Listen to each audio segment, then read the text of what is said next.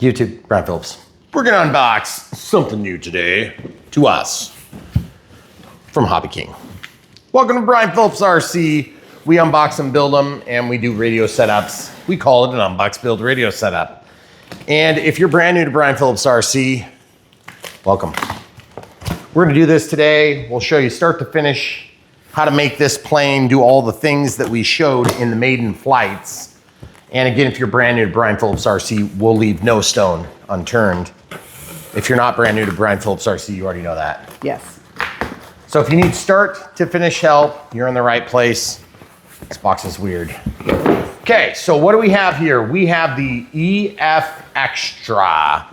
Ooh, yeah, the EFXtra Racer, okay?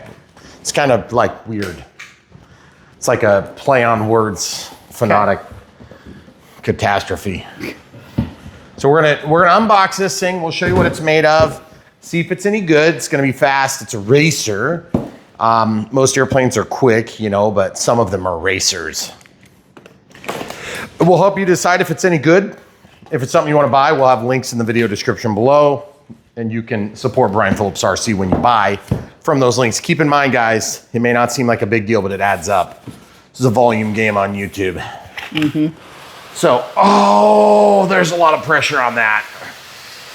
You may need to get a second set of hands because it's so ridiculous. Okay, the vacuum pressure. Okay, so immediately I can see there's two props in there. What the heck? That's very weird. So they must have it set up so that you can also do FPV. See this? Oh. Yeah. So if you guys are brand new to Brian Phillips RC, you may not realize that I don't really care that much about FPV, but some people get into it big time. So I don't mean to take anything away from that if it's your cup of tea, but I don't drink that tea very often. We have done it a couple of times, but it's just not what I really like the third person perspective when flying RC, because it's like you're watching an air show and you're the one commanding the air show. Okay, so that is a very aggressive difference. Yes, it is. That's what I was thinking. Very strange. Okay, yeah. So first things first, we've got things. I don't know what the heck they are, but okay. Oh, that's probably the FPV gear. Okay. That's good. like an Hopefully FPV mount. Okay, and then we have some more stuff here. Oh, man. And then we have, this is another FPV sort of thing. I think might be an FPV thing. We'll find out. But either way, some foam to protect the foam from the foam, wrapping the foam wings. And if you guys are brand new to Brian Phillips RC because you're just coming back to the hobby and you're like, what is with these foam airplanes? How can you make a foam airplane worth a darn? Well, I guess you'll find out in this video if it's worth a darn. But I can tell you right now, we've had pretty good luck with foam planes over the years. Carbon fiber reinforcements here. Looks like a little inlet, an actual functional inlet, as you can see through. So that's pretty cool. And looks like 69 here is the number. That's always fun. And they tied a knot in the aileron cables. Of course, they are top mounted control horns with ball links on the screw, which is kind of interesting. It's like a plastic ball link, it looks like. And so when you belly land this, there's a skid here and a skid here, as well as a hard plastic vertical support. And looks like we've got plastic here, and then plastic here on the belly. Okay. So that should make it pretty easy to protect the wing on belly landings. That's one thing about landing gearless planes, is that you do tend to tear them up quite a bit on belly landing. Okay. Left and right sides slide together. And there is a release here.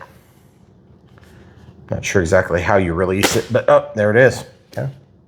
You can see the elevator has a pinch hinge on it with a glue reinforcement. So if you look down that seam, there's glue that's applied to make it shiny and also to make it a little bit stronger. Okay. Might be a piece of tape, but it feels like glue on this one. Okay. So they apply that and then they mold it and it works pretty good. All right, so then the fuse, you'll notice, is much shorter than the overall wing length. Oh. And we've seen that before from a lot of racers like this. So it's like a real small plane, actually, with a really big motor. Look at the power system in there. Wow. Yeah, that's a 60 amp ESC. And that is an Aerostar 60 amp, and it's 5 volts at 5 volts slash 6 volts at 8 amps S-Spec. Wow. And it does have a reverse line, it looks like right there, that yellow line. Okay.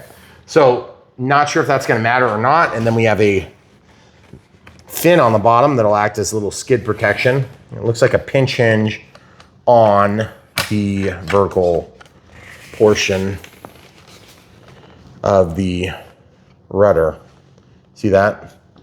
That's a big pinch. See that? It's a couple millimeters deep. And they reinforce that with glue as well. Okay. So inside here is where the battery is going to go. A couple of servos up here. Don't know much about the servos. They look like a 9-gram servo size. XT60 up here. And labeled connectors for elevator, rudder, and then throttle. This will be probably for reverse thrust. I guess we'll have to double check that when we get to that point. If you don't know what thrust reverse is or reverse thrust is, it would be a signal that we can use to demand that the motor goes the other direction. And that is really handy when you want to slow a plane down. Typically with belly landers, we don't have a big problem with thrust reverse. Like we don't need it because we're not trying to slow it down before we leave a runway. We're just putting it down in the grass. And so we don't have a big problem with that. We're going to take a second, clean up, and come right back. All right, so I noticed here it says prop when I was putting this box away, 7 by 6.5 for 4S, and then an 8 by 6 for 3S, okay? And then the wingspan's 975 millimeters or 38.4 inches, and then the length is about 760. Flying weight, 920 grams. That's crazy. That's not very much weight. And then they're calling it a 4-channel, but you could actually do a 5-channel and have spoiler-ons or flapper-ons. And it looks like the motor, yeah, 1780 kilovolts, kV, 1780 kV. It's not kilovolts. It's revolutions per volt per thousand or some stupid thing. Then 3536, so 35 millimeters by 36 millimeters. That's what that means. And then the battery is an 1800 through 2400 milliamp hour. And that's a 4S 65C, good Lord, or 22 through 26 3S. So I think probably 4S 2200 would be our target size. I mean, why would you go for a 3S and a 4S application? Right. It's totally beyond me. Let's talk about batteries for a minute. Now, Hobby King does have some pretty small batteries like this, but we don't have their high C packs right now. This is a 2200 and it's real short. And that would be great for this application if you need a small battery. And we even do have the 4S, but again, this is a high discharge. What do they say this is? 30C, so it's not really that high of a discharge. So we'll have to go with one of our smart offerings, and that's still a 50C. I do not know if we have a 100C in a 4S, but I think what we do have, yeah, we do have a 2200, but it's 100C, and it looks like it's had some rough life. So what we'll do is we'll start charging that on the S2200. This is a balance lead because this is a Gen 1 smart battery, so we can plug that in. It'll populate the screen with our balance level, and then we'll plug it in and charge it. And then we're gonna go to a 50C 4S 2200. Task timeout is not uncommon on these if you beat the charger to boot up. So sometimes you have to wait a second, and then once it starts, you can go ahead and plug it in. That is one of the drawbacks of this charger, because we do unplug them, or we flip this toggle switch to shut it off. And that's one of my favorite features on this charger. Okay, so those are gonna charge. This 50C 4S 2200 is probably gonna be where it sits for us. That being said, let's look at these parts. There are some weird parts in here. Okay. We have the spinner here. This is not weird, but let's go ahead and identify the parts as part of our unbox. Looks like an aluminum spinner. There is a screw that popped out. I just can't get it because it's really hard to pick that up. Super smooth. In fact, I'm gonna lay it on top of this bag. There is a screw here. Looks like probably a 2mm drive. So we'll lay that there so it's ready to go. It does come with a Y cable here. There's also this thing, which is a skid plate. It's clear. May or may not use that. Got some control horn covers and looks like some control horn adapters and different things there. Shouldn't be too many that we need to install because there's only a few surfaces on this plane. Given that there's not an inboard flap, we're going to be limited to just ailerons. And these are double-sided taped. If you want to put those on when you're done, you can do that. But again, we're on the top of the wings, so it'll just help with aerodynamics and overall look. We'll use some China glue to help set those down probably. Bed them down in the China glue. Then these are the clip-on clevis ends. And then a couple of screws probably to mount a wing or something like that. It does come with this hex drive. We're probably not going to use it. And then a couple of these. I'm going to hold this really hard with my fingers. Oh, easy to spin. That's unusual. Hold this. See how hard I was holding it? This one's more like it. It's hard to spin. Just be careful you don't get right to the end so that you pull these off. We've had that happen. Ends in catastrophe, of course. And a Y cable. We may not be using this Y cable. It's got this little retainer clip on here. So as you plug in your servo wire, it will retain the connection. Okay. And yep, brown to brown. So just plug that in and that holds that really good. It's a wide connector too. A wide retention connector. They used to have these, but about half as wide. It does make it a little bit challenging sometimes to unplug them, but just wanted to demo how that works. So we'll keep these bags forever. My wife loves it when I do that. These are the two props. Of course, we've got the more aggressive pitched prop here at 8.6E. It looks like an APC style prop. And then we've got the lesser aggressive pitched prop. And this one here is going to be a little bit thicker on the cord. Even though it doesn't seem like it, it's got a little bit of oomph to it. See this? Not sure what I think about that. A little weirded out by that. And then of course these things will help make up for any indisparity in the hole size, okay? This is going to be for the FPV mount. I don't even know if we're gonna be using that. You have to assemble it. Full disclosure, since I don't really care that much about this, this is gonna be a very, very quick overview of how this would work. Oh, goodness gracious. These little tabs will break off and they will slip together something like this or like this. No, it looks like this or that, okay? So they would go together like this. You would need to provide your own CA or glue of your choice. CA, of course, would go between all these components. And then you would end up with, this might also be a battery tray, hon, I wonder. I'm not sure. Guess we're gonna put it together real quick and see how it fits. Of course, I'm not paying any attention to all these little components yet. We'll see if that's necessary. Okay. But it's just kind of like building an old school balsa wood model. Of course, this is like a basswood or some sort of plywood. If you guys don't know the difference, a balsa wood, of course, is very light and soft and doesn't have much strength. If you guys have a granite countertop, it's always a good idea to use that to sand your parts, so your camera crew or your wife won't get mad at all when you do that. Look at that, beautiful. Yeah, see this piece? Just breaking those off quick. Yeah, super easy, okay? These are a little bit bigger surfaces, so just knock those down and then give it a quick rub on the rough stone to knock down the big edges. Of course, if you had a sanding block, you could do the same thing and not get yelled at. But I prefer to get yelled at, so we're gonna do it that way. Then these are gonna go, where are these gonna go, you suppose? I don't know. They got a hole down the center, so I don't know which direction that goes. Maybe it goes down at the end. I have to do a little guessing and checking on that. And then these have a couple of different potential positions that they could go into.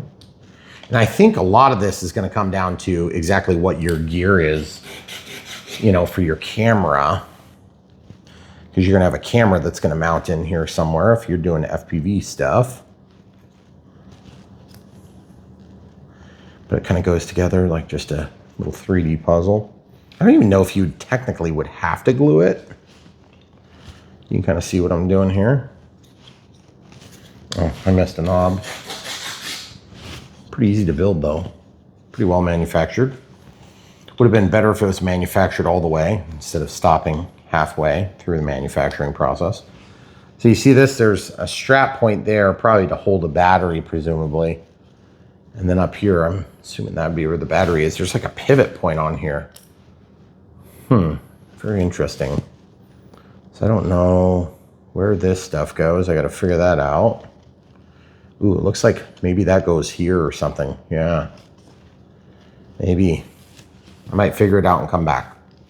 All right, so we did find the instructions online and we just printed this because it shows the way that it is an FPV camera holder, but then also in that bag, they've got the finished part here. But check this out. They have a slope soaring nose that just slides over, which is totally sweet. I'm not really sure exactly if you would just run a couple screws in there or what, or if you would just glue it on, but you can convert this plane to being a slope soaring ship. Yes, that's right, they call them ships.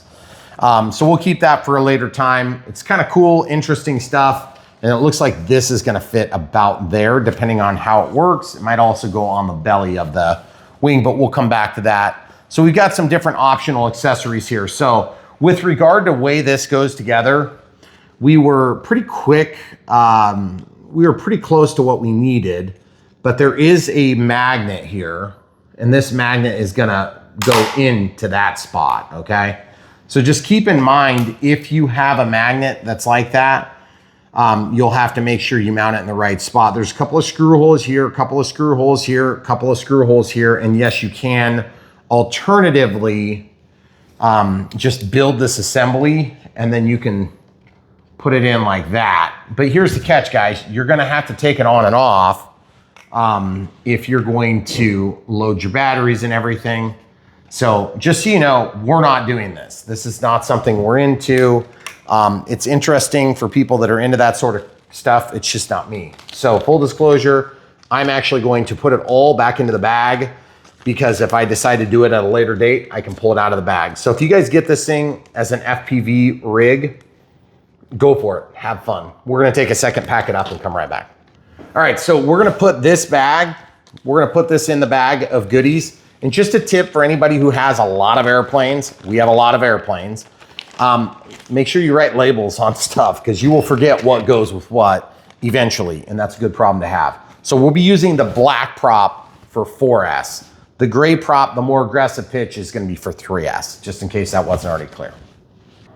All right, so now that we got all the stuff, the goodies put away, we're gonna go ahead and start or finish the build. We're gonna use China glue. This is a product we get from FMS. This is a product that you can get from Horizon.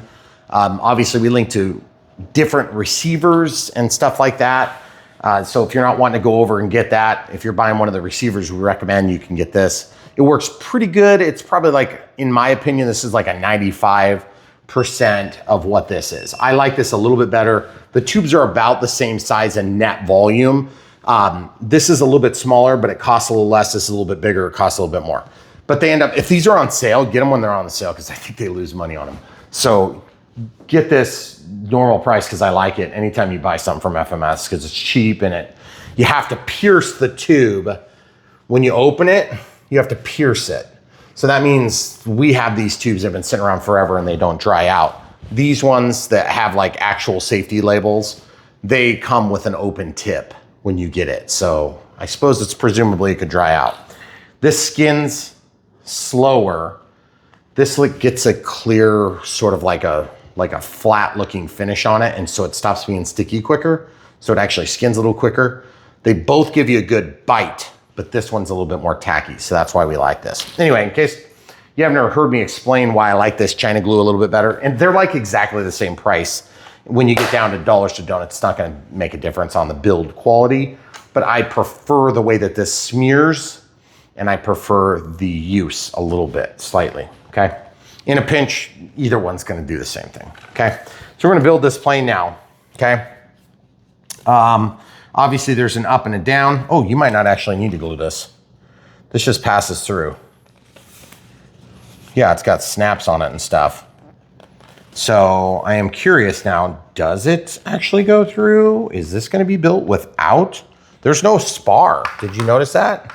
Is that white piece the spar? No, I'm saying there is no spar. Yeah. So, okay, that's very weird. Does it need to be glued though? That seems There's like a hole for what looks like a spar. Well, that's this. It's all built in.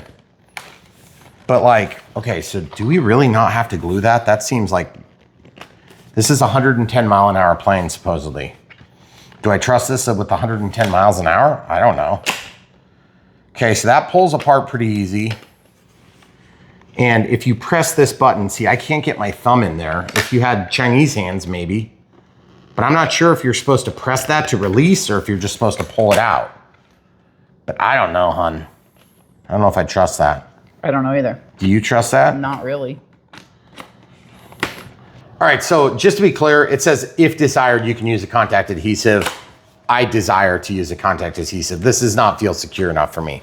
You don't have to technically use it, but I'm using it. Okay, why am I concerned? I'm not really so much concerned as like, I just don't want to lose an elevator going 110 miles an hour because it's going to lose the plane. It will be gone all in one big fail swoop.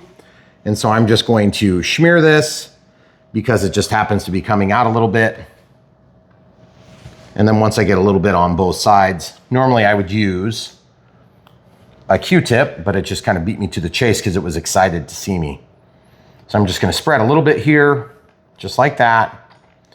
And I'm actually going to try to get that little bit that went on the side. You don't want that to be on your linkage. It will cause a problem, okay? And then what I'll do is I'll actually smear a little bit here. Guys, you can tell it's mostly clear, okay? So the red paint was reacting with the glue. So I don't want to get red paint all over this. So I'm going to go like that. This I'm going to hang over the edge and let it cook off just a hair. And I'm going to grab one of my plastic bags so I can lay down my glue. I'm going to pull this back out. And then I can do the other side, okay? So all I'm gonna do is just get a little bit of glue along there. Now, you don't have to glue this. Full disclosure, I am doing this because this is gonna be a quick plane and I don't wanna find out I was wrong. Why are you so far back? Okay, spread that, just like that. Let this sit over the edge of the table or counter in my case. And then what I'm gonna do is I'm going to flip the plane and just do a tiny, tiny little bit here.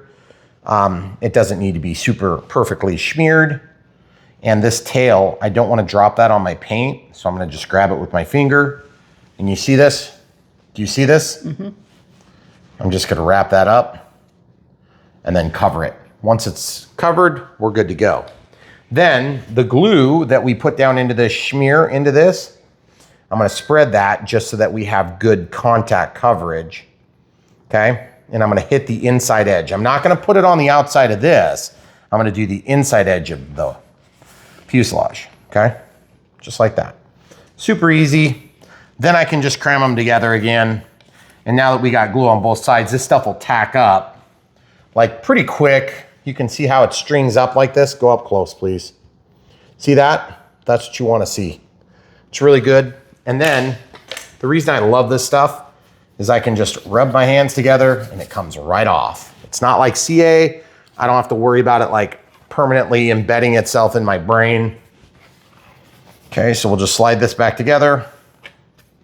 And yes, of course, ours is going to be a little bit harder to stick together because that contact adhesive, yours might be a little easier to slide through because you don't have contact adhesive necessarily. Okay. My suggestion is probably plan to glue this together. It's not a very big plane either, so. By the way, when you get these together, they're saying to press together in a few different spots to make sure it goes, but like honestly, I can't tell if it's going any further. And then the only thing I can see is if this was a release. I don't really trust it. We've had a lot of quick release wings over the years. I just don't know if I trust that, but it looks like they're in square. Looks like they're even. Okay. And I would be happy with flying this right now if the rest of it was built. So with regard to the actual structural integrity of the wing, that glue sets up super fast. Okay, so now let's talk about this. Obviously, we're gonna have to get these wires up to the front, okay? Which means they have to go into this pocket. And you can see where they are right now. They've tied a knot. I don't know if I like the knot or if I hate the knot, but I can tell you that there is, in fact, a knot, okay? So the knot is a knot, right? I just don't know if we're gonna have enough length without a Y cable. And since I wanna do flap-arons, we're gonna use a 6-channel receiver. This is an AR630. It has no external antenna. The 631 has an external antenna. It's like $5 more.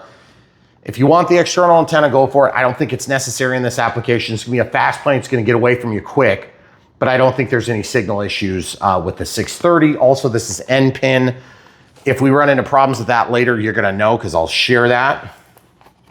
You can see it's a tight pocket, okay? Because this has AS3X Plus on it and safe, you will need to mount this because it's spatially aware. But once you mount it, whether it's this position, this position, this position, this position, this position, this position, whatever it is, there's many positions, then it will be able to calculate the differences in pitch, roll, and yaw, and then correct therein on the output side of things, okay? So that being said, there's not gonna be a ton of room in here, okay? So you see this goes around these not carbon fiber, but fiberglass spars that go along the sides of these planes. When we have these really fast racer planes, sometimes they leave a little something to be desired in this regard. But as you can see, there's a lot of steps sort of culminating together at the same time. And that's because when you have a simpler plane like this, there are a lot of steps that culminate at the same time, okay? So in our case, we wanna give you good information that's actionable. So we're gonna drop this in and I'm gonna see if that length is even long enough. I do not know if it's long enough, okay? So if you're keeping track at home, you might need to extend the cables or mount the receiver in here. I just don't think there's anywhere to mount it. So you're gonna have to bring that up inside. So if you decide to do an extension, okay, you're gonna have to extend one of the cables and use the provided Y cable on the other one. That's one option, okay? So you can either cut this and build a new end on to make your extension cord, or you can buy an extension cord. Extension cords are cheap. They're like a dime a dozen. When I say a dime a dozen, they're not a dime a dozen. They're like, you might be able to get a dozen for 15 bucks, but they're not expensive, okay? And in fact, I've got millions of these that are like safe select binding cables that came from other planes. And so we end up with a lot of them. But then back in the day, back when I used to buy a million things from Hobby King, I would get little short extension cords like this because they're really handy to have on hand. So when you buy one, just buy them and keep them forever. One's a little longer than the other. So I think what I'm gonna do is I'm gonna put one of these on. I'm gonna leave the label. And just for grins, so that we don't have these cables come undone, you don't have to do this, but this is just a trick you can do. Take a little bit of glue and just slather it along the flat side there. Barely any, just a little bit to add some resistance so they don't want to come undone. Because you'll notice this doesn't have any sort of protection to disconnection. So I'm gonna take about half of that glue and I'm gonna spread it on the other connector, just like that. And it doesn't take much. It'll be super hard to unplug them now. And this one's gonna be back further because the way the knot was tied. So I'm gonna use the shorter cable on this one. Okay, with the hopes of making them about the same long. This happens to be a little bit longer. This one's still gonna be just a hair longer, brown to brown. Make sure they line up. See what I'm talking about? This one ends up being still a little bit longer, but the way the knots were tied, if you really cared, you could probably do another loop and make them almost exactly the same. In fact, that's what we're gonna do. I was debating whether or not if I untied the knot, if that would give me the length I needed to avoid the extension cords. But I'm like, yeah, I still want to go through all that nonsense because it's not really that big a deal to have these short extension cords involved. Now, if you're not going to use flap-arons, then it won't matter. But I will tell you something, guys. Flap-arons, especially if you got a 6-channel receiver in this type of application, you'll notice I'm squishing the foam a little bit. That is not going to cause a long-term effect or problem. Then I'm gonna hold this side, not this side, when I pull through. And then look what we got. Now we've got almost the same length cables. right? Makes sense? Now, there's one that's got that little safe label. Doesn't matter which one's gonna be the left and which one's gonna be the right. We'll just figure that out once we make our assignments in the radio setup portion of this video. So if you're wondering or you're asking yourself, how are you gonna know which one's going to the left and which one's going to the right? Well, I still don't know, and I don't care because I'll find out really quick by doing some simple testing, and we'll show you that process when we get there. Okay, so obviously we need to get the wires to the receiver so we can plug them in, and that means we have to know where the rest of the wires are. And you're probably thinking to yourself, but Brian, you haven't even built the plane. Yeah, that's right, because you can't really build the plane yet. You have to have the wing, all this crap settled before you can mount the wing, okay? So that's why it might seem like we're a little bit cattywampus on our order of attack here. Okay, so there's also thrust reverse. So let's talk about the channels we have. We have throttle, obviously, maybe a thrust reverse. We don't know if we're gonna have that yet. We have an elevator, we have a rudder, and we have an aileron, and then we have the other aileron, okay? That's 6. But remember, this is a 20 channel receiver with 6 that are pluggable. So that we can use a 7th channel for AS3X safe or off mode, okay? And then you could use other channels for other crap that you wanna do that would be on the control side of things, but you still need to communicate from the transmitter to the receiver. In our case, we're gonna use 7 channels, 6 of which will be landed here, okay?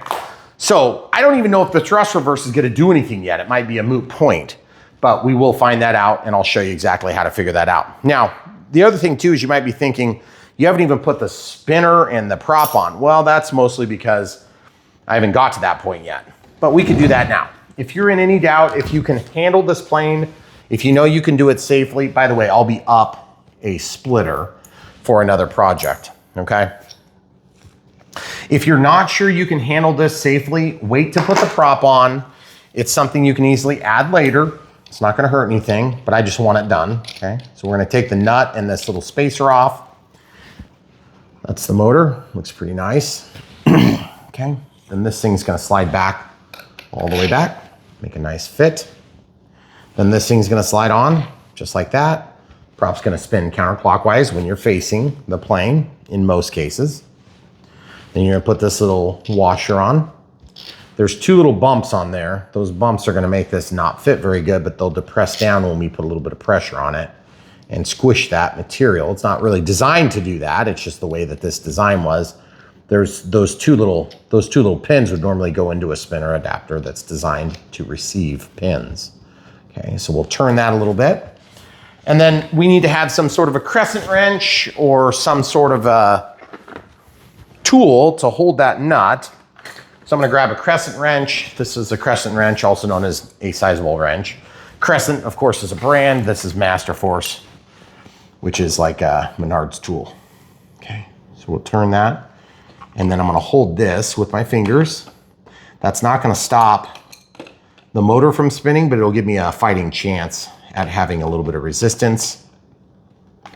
Okay, so we'll get that torqued down. Now I'm holding the prop, giving it quite the turn. Okay, yeah, so that's torqued on there now. Okay, so if you're in any doubt as to whether or not that's gonna be balanced or square or whatever, my guess is, who knows? We'll find out when we fly it. Then we'll turn that on. Looks really nice, nice fit. Nice looking spinner. Look at the way that cut is, beautiful, okay? So now we gotta put this on, and I think we're gonna need a 2mm is what I believe this size is. And no, it's 2.5. I'm gonna say, it seemed a little bit big. So 2.5mm here for the spinner adapter, or the spinner nose cone adapter. Okay, so we'll torque this down. All right, so like I said, if in doubt, wait to put the prop on until later. You can always come back to this video or this portion of the video and learn what you need to learn. It's not a hard process. Building planes, if you're just returning to the hobby, is not a really particularly difficult thing to do. But here on Brian Phillips RC, one of the things we aim to do is to help people avoid being what we call one and dones And a one and done is somebody that starts with the wrong plane or maybe comes back to the hobby thinking, oh, it should be no problem, only to find out that you picked a lemon, okay? So I'm gonna pull out this 50C pack, this 4S 50C pack. Now, some of you are probably wondering to yourself, how are you gonna plug that in? Because we got an XT60 on the plane and you've got an IC3 connector. Well, first of all, this will plug into an XT60, so we'll probably do that. But if you need it, you can build an adapter just like this with an EC3 or IC3 and then just go to an XT60. But in our case, I'm not sure exactly which one I'm gonna go with, okay? So we've got that adapter if we need it. Of course, we've got the prop installed. We gotta cut off that stupid safe label at some point. I'm afraid it's gonna be a pain here in a little bit, so I'm tempted to cut it off now, but you know, it isn't gonna matter, is it? We'll have one that's unlabeled, and then that one will be our, I don't know, both of the unlabeled ones will be Here, our I'll just cut off all but the little white tab. Okay. Because this is just, like I said, from another plane. Yep. Okay, so if you have to buy that, you have to buy that. You're gonna have to get some China glue if you wanna do it the way we did. And so there's that. Also, here in a minute, we're gonna put on these linkages and they look like this. They've got ball link ends, but we have to actually install those after we get everything awake and alive, okay? Which then is gonna leave us that, and it's gonna leave us the skid plate, and then these are gonna go potentially to the back end. Nope, they're ball link. Why did they even give us these? Look. Those are for the. No, they're not. No, they're, oh. Oh, yeah. They go on this side. They go on the other side. Like that. And that's what clips them onto the actual. Weird how they pack it. So I take it back. Okay. They do. And there's 2 screws included. So those 2 screws are gonna hold the main wing on, okay? Okay. So that makes sense that that's gonna be screwed on or bolted on, if you wanna call it that. Because at the end of the day, it is nice to have screws on the main wing because the main wing is bigger, but it's still such a small plane, really. I mean, this is like only fractionally bigger than like this little micro Draco. It's not an ultra micro, or like an ultra micro or one of these 450 millimeters. It's not that much bigger because these racing planes are always really slim, okay? So that being said, we've got this ready to pass through. So I'll show you how I'm gonna do it. Got the bolts ready to go. Ooh, what are they for driving? Phillips, really? Come on, guys. Phillips number 4, or excuse me, Phillips number like 1.5. It's 4 millimeter drive. That should be about right. And what I'm gonna do is I wanna pass this up into, slide that back just a hair so I can see the colors.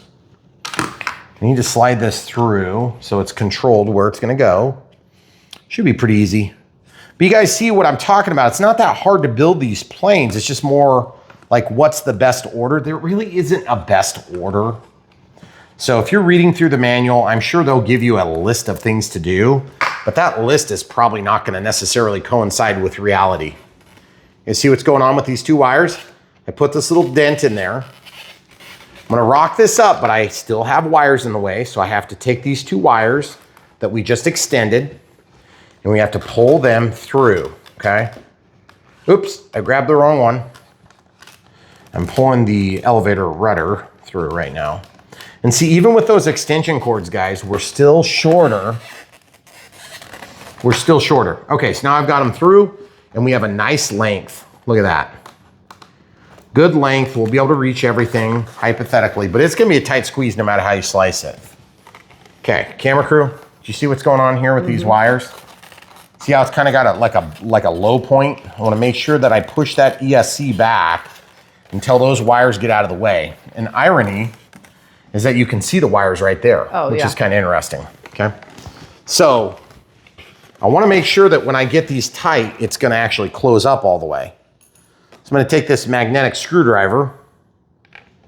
I'm gonna attempt to drop this in. Camera crew is gonna give me 1 second set of hands here. Can you just close the wing? Okay. I don't know why it's not closing, guys.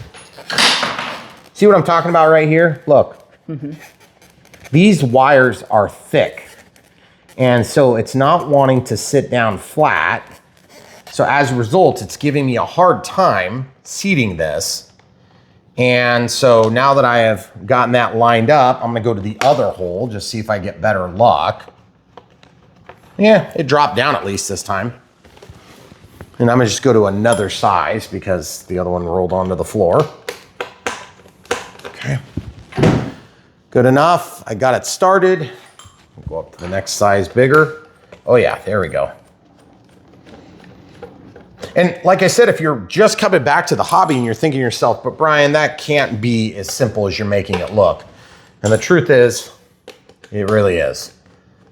This build is only going to be a pain when it comes time to actually land all the wires, because it's going to be tighter than it looks mounting the receiver, okay?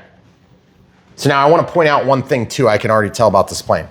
They have a crash barrier here, you know, where you're going to land, like a skid plate, and then this right behind it. Okay, so when you're flying at extreme pace, the air is going to go in, but you know what else is going to go in?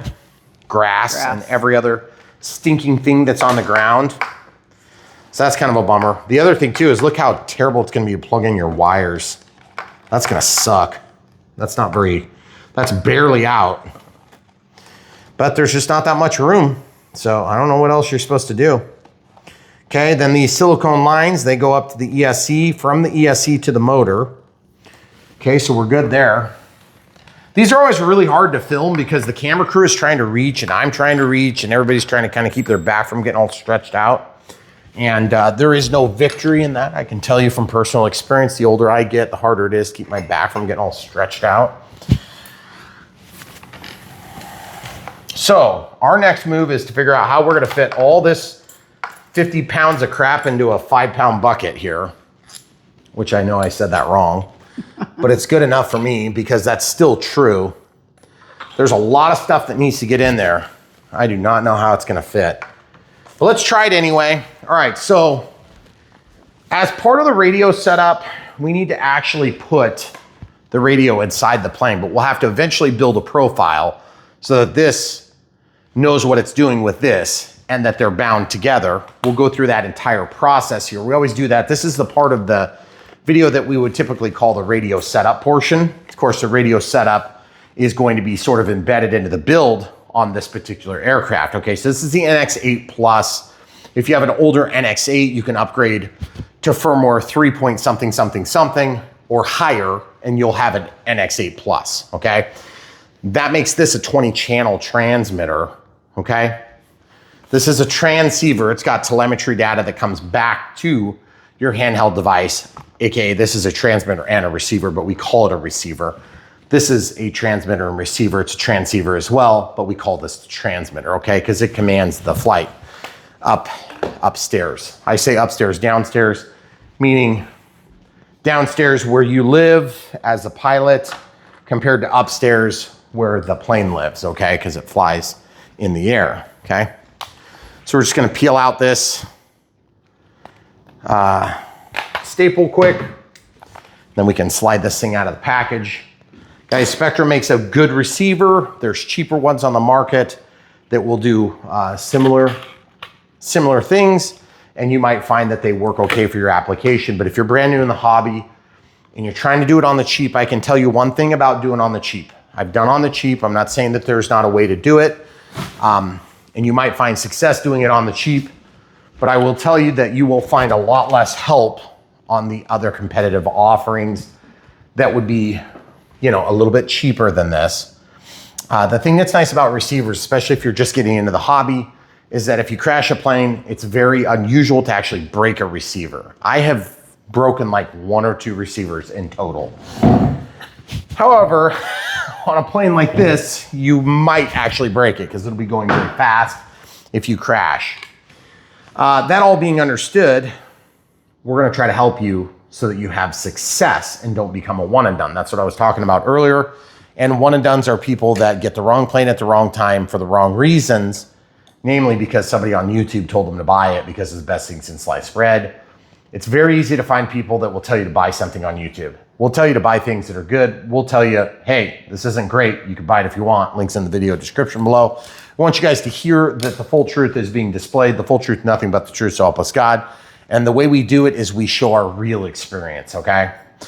We don't just take the marketing minutes from these marketing companies that we work with to try to sell these things, okay? Right? They want us to sell these things. We are indifferent to what you get. We do want you to get a plane, a helicopter, but we want you to get the right one, whatever is gonna help you find success, okay?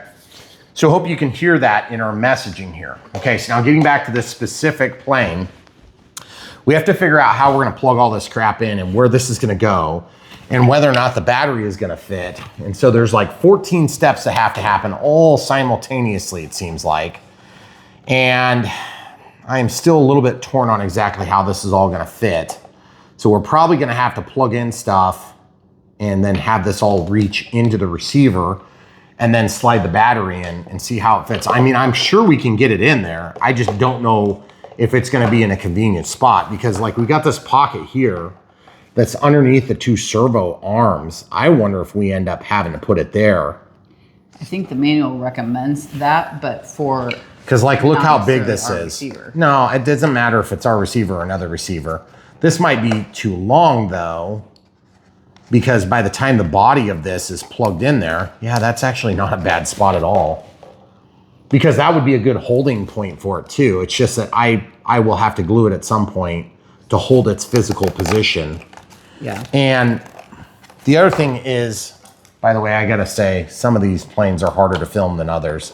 This is one that's hard to film because it's just physically hard for us to both see at the same time. So if you're having a hard time seeing, it's because the camera crew is trying desperately to be where I need my arms. And she does a pretty good job of getting the shot despite my best efforts to reclaim space. All right, so let's just talk about where things are gonna plug in. We know for sure that Throttle is gonna plug in on channel 1, barring somebody putting in a Spectrum Avian receiver, or Avian ESC. So this says Throttle. This is silk screened as S plus and minus. So S at the top, you're gonna have to zoom. You guys see that silk screen, S plus minus? The S is signal. So signal would be on the top, okay? So now this becomes another signal and they have been so kind as to put a full servo connector. So I'm just gonna separate these just a hair more. I'm just gonna go out to channel 6 because I know channel 6 is not gonna be used for anything. 6 will be left aileron on flaprons. Okay, 5 will be used for no gear. So we'll go to 5. How about that? Mm-hmm. Then this is gonna be one of the ailerons. We don't know which one's which just quite yet. You remember how I glued these? I did that for a reason. These are kind of short. I'll go to those last. Rudder is going to be, well, let's just cancel and back. Let's go add new model. We're gonna create an acro. That's where you would choose between the different types. We're gonna go to acro and create. You guys may notice that since I've got like hundreds of less models now on my transmitter, I still, by the way, have my NX10. It's just sitting over there instead of being in my hand. It is a lot quicker. Airwear runs on NX series transmitters, DX series, and then the IX series actually runs something slightly different, but it's still Airwear, just on an Android operating system. It's running a lot better now that I have less models is my point. Okay, so model type's already been selected, model name. This is where we would normally type this in. So we'll type it in right now, the EFX. So I typed Durafly EF space extra 975. It's like the EFXtra or whatever, good enough for us.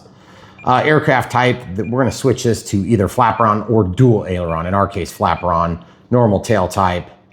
And then we'll select an image. This might be close enough, but I thought we had like a P51 or something, might look a little better. Yeah, it's because it's similar to a P51, isn't it? Mm-hmm. Yeah, these are just the stock image files, folks. I only do this because it's a little easier to tell what you're dealing with then. So we're gonna set up flight modes on switch D. You can skip this step if you don't want it, but I am gonna show you how to do it. So on flight mode 1, I'm going to have AS3X, artificial stabilization 3-axis. So highlight, cancel, cancel, clears it. Then I'm going to just type in the acronym for AS3X. And then keep in mind, this is AS3X Plus, but this is just a label. And it's just something that I can quickly jot in here that will display on the screen while I'm using the transmitter. And if you have a buddy that grabs the transmitter, this is when this really helps because you can tell exactly what's going on. I'm going to scroll way down and come back. Okay, so this is going to be AS3X. This is the audio event that we'll call out. And the audio event is just basically tied to the switch condition. And there's also other ways you can do this, but it's going to say AS3X. And this one's going to be off. Okay, so we highlight this, cancel, cancel. And then we type the word OFF, which is just speaking to the flight controller. And the flight controller in our case is built into the receiver. Okay, whoops. So this one's gonna say off, which is much closer to the top. And guys, you don't have to set up the audio events. You don't have to set up the labels. But my suggestion is if you're brand new to the hobby, get in the habit of setting up stuff like this. It's gonna make your life a lot easier. And remember, this is just a switch condition, but later we'll show you how to tie that to the actual flight mode. Or we already tied it to the flight mode. This is gonna say SAFE, Sensor Assisted Flight Envelope, or SAFE. This is where we automatically level the wings. And in our case, we're gonna call out stabilization as well. We'll pause when we scroll. All right, so we're looking for SAFE. Again, this is just the audio event that corresponds to that switch condition. And while you're in the menu, it's not going to update, but once you're out in regular flight mode and you can see this light come on and you're in the RF active, you'll see it on the screen, which is why we do it. Then channel assign, we're going to make an assignment. It looks like gear is set to A. That's fine, but I'm going to actually change gear to switch G, which is up here, guys. On Spectrum, you can exercise the switch and you can see how it says G. So position 0 is going to ultimately be forward thrust, then reverse thrust and reverse thrust. And that's if we can even tap into it. But for now, it's going to be on channel 5. We've already plugged that in right here. Okay. So then also I'm going to come down here. Whoops, switch G. We're going to eventually have the left aileron plugged in. We can actually tell from this screen and finish our plugs. Okay. So it sees aux 8 will be our master gain. And then it looks like B, I don't want to have attached at all to that. So I'm going to inhibit that, because we're gonna use B for our flap controls. And that's of course gonna control our flaperons. Is there anything else we have to set up? We'll set up channel 7. Let's set to switch D or flight mode. So highlight that, go to F mode, or highlight that, exercise switch D. Either one is fine. It's gonna do the same thing because we've already made the attachment from flight mode to switch D here, okay? So as long as you're calling out the same thing, it's going to be assigned, and so it's mapped. So this switch will work for flight mode. This switch D is also going to change the audio events. This switch D is also going to change what's on the screen. So we can walk out to regular menu. We have Durafly, and then it says AS3X off, safe mode. And I don't know if you guys can hear her, but she will talk. Problem is, she'll get into the stack. And sometimes when you have other events happening like time events and low battery events and things like that, it will get in a stack and then execute in order of importance or when it happened. Okay, so the first thing we'll do is dual rates and expo. We're gonna set it all to switch F. I had a conversation with one of my pilot friends who flies full scale planes, and he's been doing it for a long time. And he was asking about rates in expo, and he's like, hey, why do you do this? Why do you do that? I'm gonna tell you why we do this. Because we don't like giving up travel, but we don't mind giving up a little bit of expo. Expo is gonna soften the center of the sticks. That's why this line changes shape. So on ailerons, on this axis, when I move the stick out so far, you can see the input and then the output percentage numbers, the actual output. At the beginning of the stick movement with 10% expo, you can see it drops the amount of output, but then eventually it catches up to full rate, okay? So I'm gonna have the most sensitive stick here, the average starting point here. So we have a halving, or excuse me, a doubling of expo. or I'm sorry, let me say this again. That is a halving of expo, which is making it more sensitive, more touchy. Okay, that's where we're gonna start, and then we'll have a doubling of expo, which is gonna make it even more soft, and then we're gonna reduce our overall rates by 10%, okay? This is the way we do it for every plane, except for the occasional weird 3D one-off option, or like a VTOL or something that's got a really sophisticated flight controller, or like an F-14 or something with swept wings. You're gonna have a little bit different configuration. We set that for all three control axes, the primary control axis, which of course would be pitch, yaw, and roll, or roll, pitch, and yaw, whatever direction you wanna say it is fine. It's all the same stuff. If you don't like the way that it feels, you can always flip up and have it more touchy. If you like the way it feels, but it's not soft enough for you, you can do this. I have a friend who's a little bit less good pilot, and he prefers a little bit more expo. So when I hand the control, I put it down to that setting for him, okay?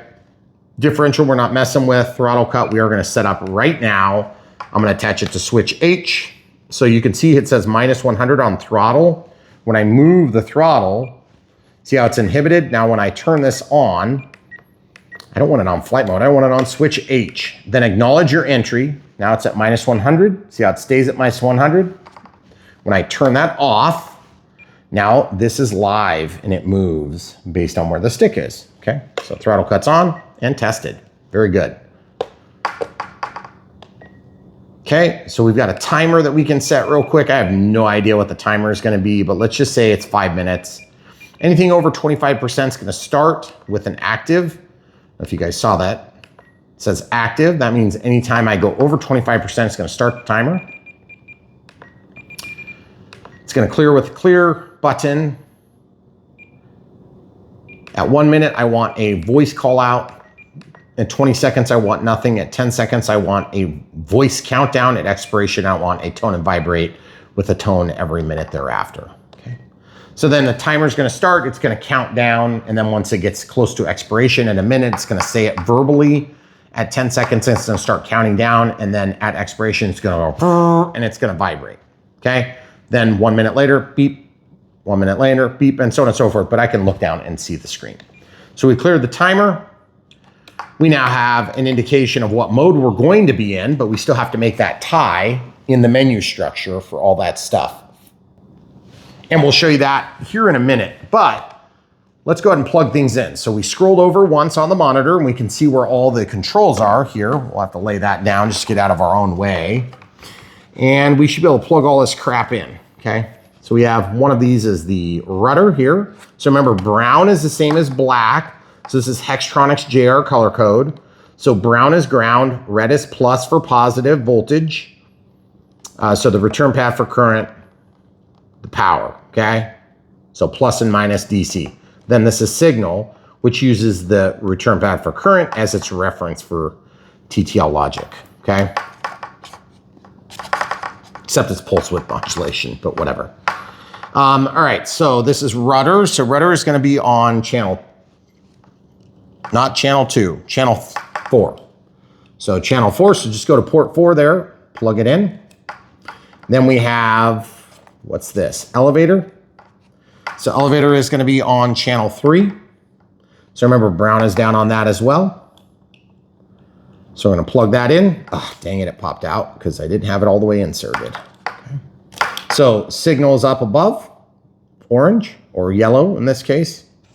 And then this is gonna be, one of the ailerons is gonna be plugged into port 2, the right aileron. I don't know if this is the right or the left. We'll find out in mere moments. And then this one is the other one, okay? Remember, signal is up, so orange goes up.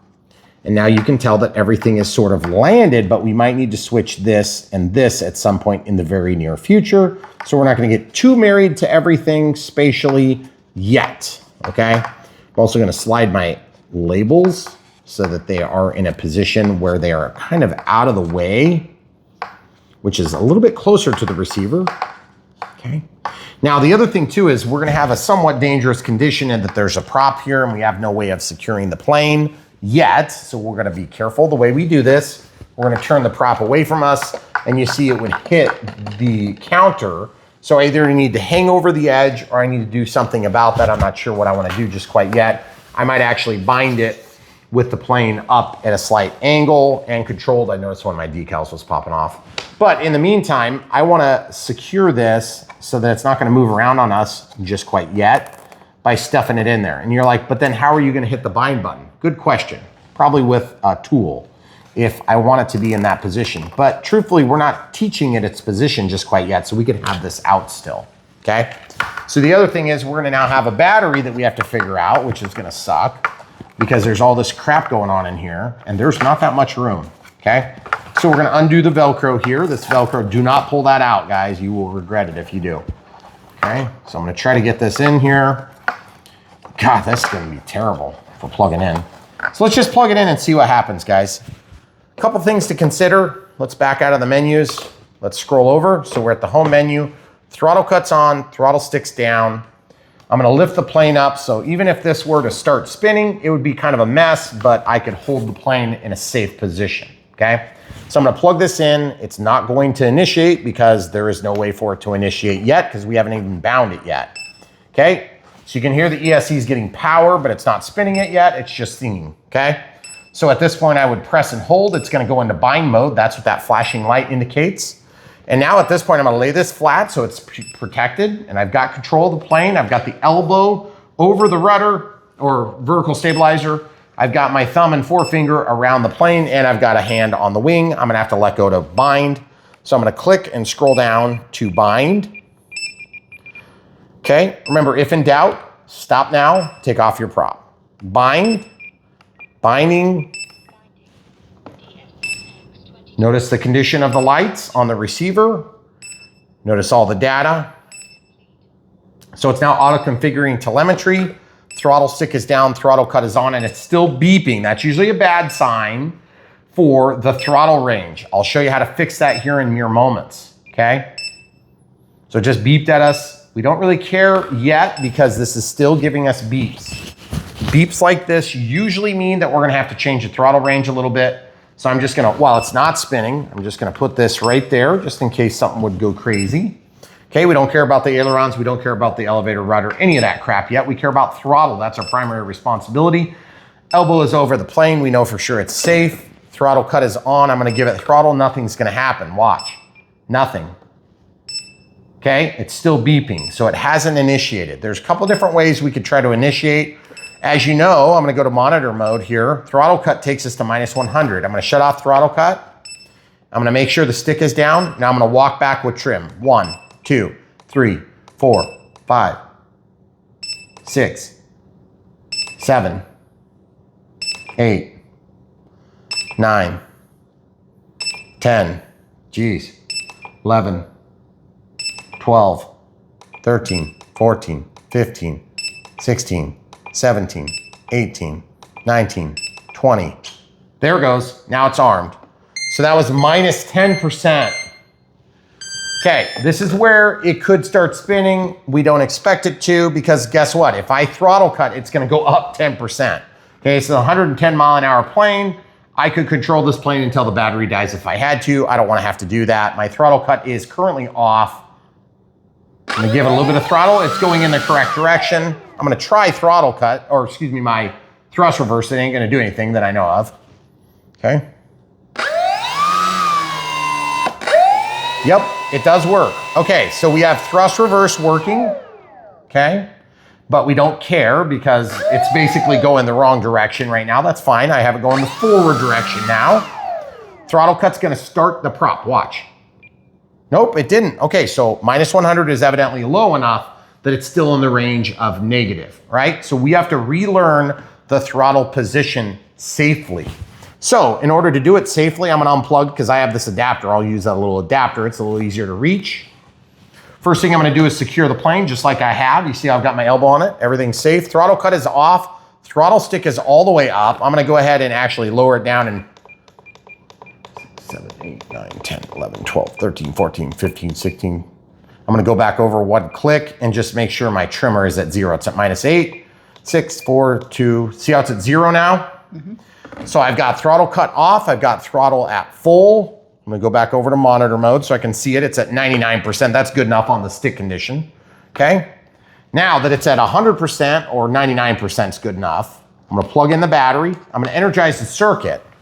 I'm gonna let it go into a programming mode.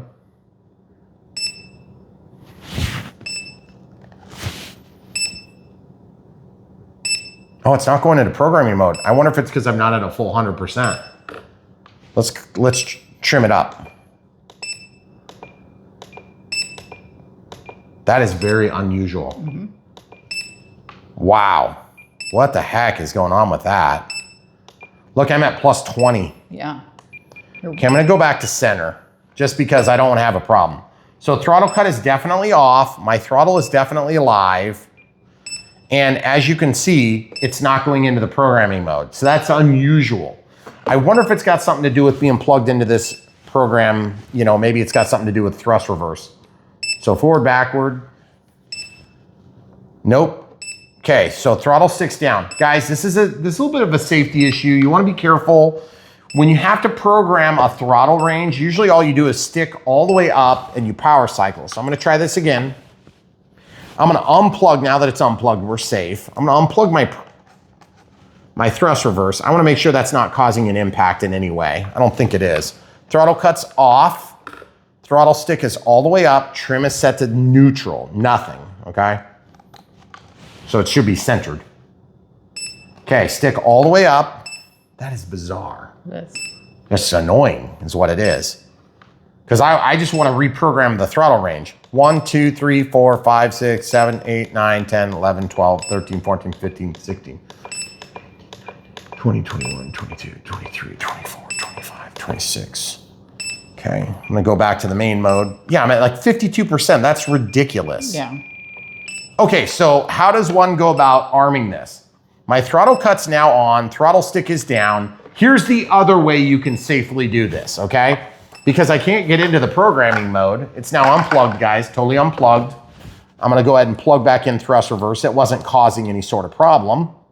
This is very unusual. You can buy programming tools for these devices, but I'm gonna show you how I'm gonna do it. I'm gonna go into throttle cut, and I'm gonna set this position to -110. How do I know 110? Because that's what it was set to when the trim allowed us to arm, okay? Then I'm gonna go down to the same position, okay? Monitor mode, I'm gonna shut off my throttle cut because I am unplugged from the battery. So I wanna go to -110. There's 9, there's 10, there's 11, whoops, 16, what the heck? I'm finding the half step. You see how it says 10, then it says 10, then it says 9. I'm going back down to 10, and then 10, and then 11. So I'm gonna go up one. Okay, throttle is down, throttle cut's on, it goes to the same position. The idea is you want to recreate the home position, but here's the problem with this in terms of a safety issue.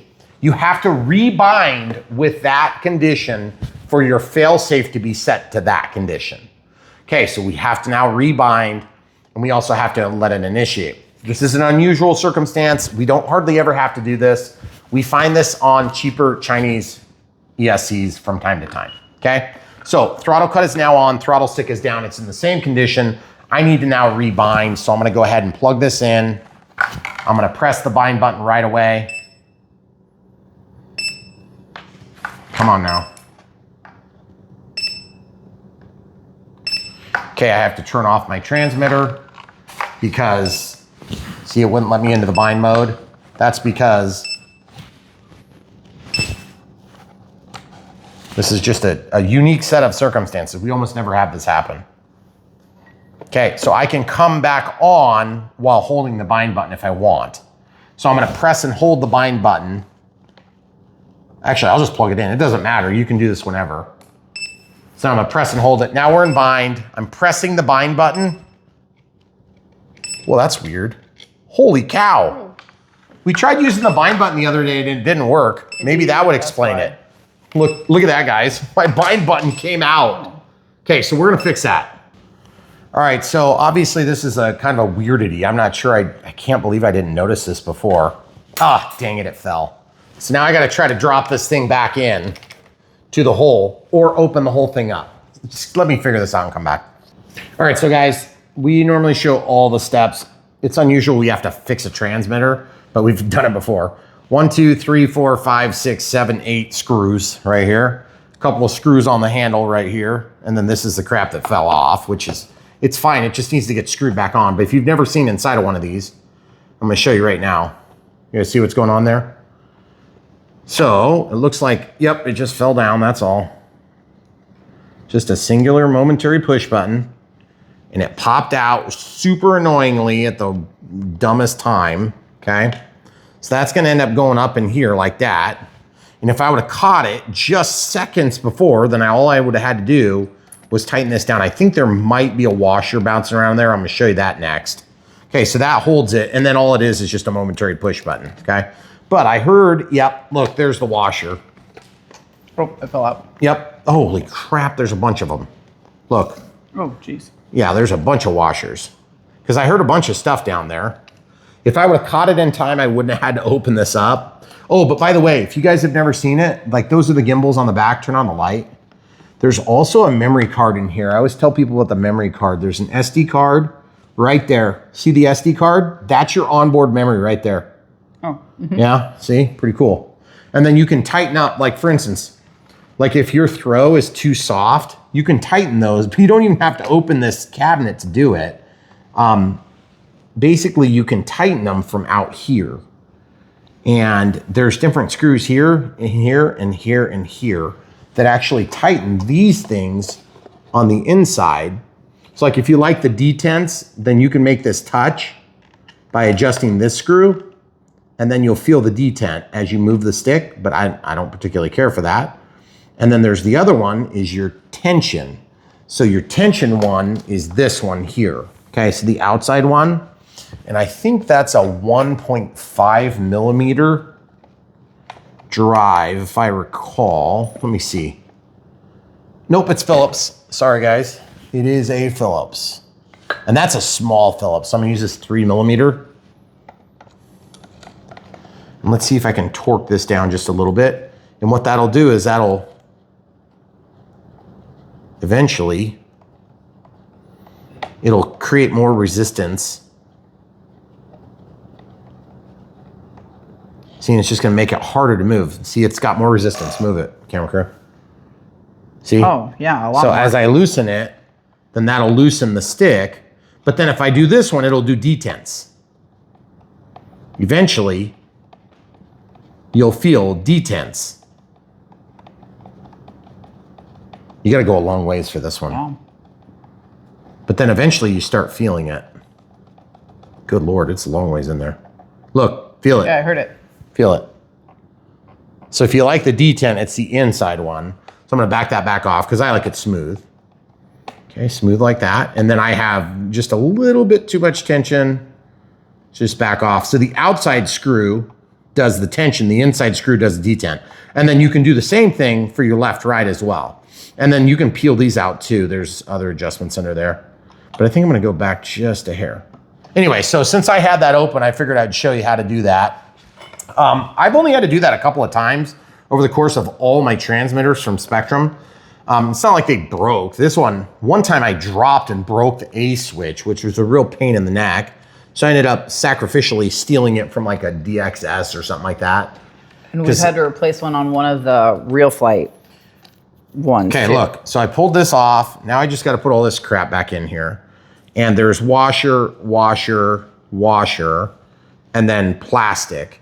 And frankly, I don't know which one came first. So I'm just gonna go with whatever it fits. And remember, I don't care what position this is in, like I might on some of the other stuff. I think it depends on how tight the collar is. Yeah, I think I'm gonna go black up because then the black will show through. If anything shows through, it'll be the black. It shouldn't matter though. Because remember, there's no positional awareness on this switch. It's not like it's got an A, B, C condition or 0, 1, 2 condition. And then this thing drops down in and actually fills up the opening. And then if you've never had to replace one of these or get in and play with them, now you can refer back to Brian Phillips RC. Then I like to take a flat bladed screwdriver. Even though this has, you can get a special tool for this. You can turn like a regular screwdriver, will work for this. All I do is I just go in there and turn it like this. See how I'm turning it? And that bites. You can actually buy a split screwdriver that will go around the buttons. I don't have that tool. I don't need it. I don't use it often enough. Now our bind button will work, okay? So then we can close this back up now that we've all learned a little something about the way all this works. By the way, I don't know if you guys could see, there's two antennas there. One antenna goes up here, okay? And then goes in, and then there's another one that goes, it's a diversity antenna. So that goes up on the face. And then they used to have one that went through the antenna through here, but it looks like they switched that, okay? So then when you put these things back together, what you want to do is just kind of really carefully rock them into position because you don't want to force it and damage any of your cabling. See, once you kind of get it to pair up, make sure that you don't miss anything. Then once you kind of have everything back together, you can squeeze it tight. Do the shake test. By the way, the bind button was the thing that was shaking, the actual button itself. Okay, so now all we need to do is just put all these screws back in. So I'll show you where the screws go, and then when I get ready to start tightening, we'll pause back to not waste too much more time. So these two are actually, I think this will suck down and make it flush when I tighten them. If I recall, those were flush.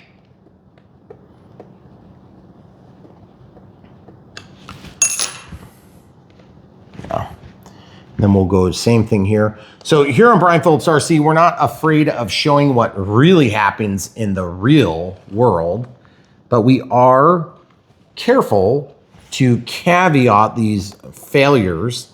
I should have caught that bind plug wasn't working because we tried it the other day on another plane. See how it's straightening up? You see how it's closing this little bump? Mm-hmm. That bump is disappearing as I get this screw tightened in, okay? Oh, and by the way, I might have screwed myself there because check this out. You need that loose to get these top two screws. And that I'm gonna kick myself for if maybe I'll get lucky. By the way, I switched up to a different size screwdriver. You may have noticed. Okay, so once that's tight, don't go too crazy because this is plastic. Okay, get the screw in there. I went to a 5mm, so be like probably about a number 2, maybe a 1.5, Phillips number 1.5 maybe. And then look at this little square. You see that relief you can see? That relief will go flush eventually when all this stuff is torqued down. Okay. Oh yeah, we're good there. Then I'm gonna go back to the handle and just going in reverse order of where we started. When we're all said and done, we gotta double check and make sure. I feel like this one's not giving me any purchase at all. So whatever, I guess we'll come back to it if we have any issues. Okay, and that's why you gotta be super careful that you get a nice tight fit before you start running screws, because if you get one of those little small dinky cables trapped in the plastic, you'll cut it, okay? Oh yeah, we're good. So now we'll pause and I'll just finish putting these screws in. Okay, so we got the back put back on and everything's kosher there. We've got a little bit more resistance on this. That might be just a hair too much. I'm gonna loosen that just a hair now that we've got, I don't want my sticks to feel different, like too much different. I feel like I maybe tighten that just a hair too much. It is a very fine adjustment. I'm surprised. I had to turn it what felt like probably 30 turns to get that adjustment. But that tightens it up. It feels more like it's new, which is pretty good. It's actually not even that old. So, which is annoying that happened, but whatever. I guess it's life in the big city. All right, so Brian Phillips RC coming to you. As usual, we show the full truth, nothing but the truth, so help us God. All right, switch conditions. Forward thrust, we haven't messed with. Center, up, center, or up. We're not set up yet. Gear doesn't matter yet. Because we're not using gear, the knob's back to the center. Okay, so all the conditions are where they need to be. I'm gonna go ahead and turn on the transmitter.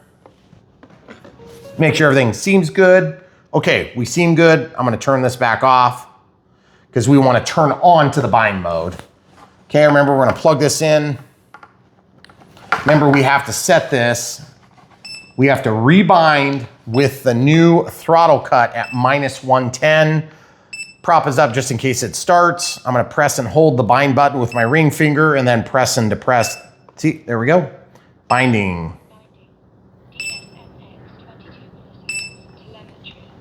Okay, so we'll wait and see if it arms. It should arm. Wait for it. After the auto config.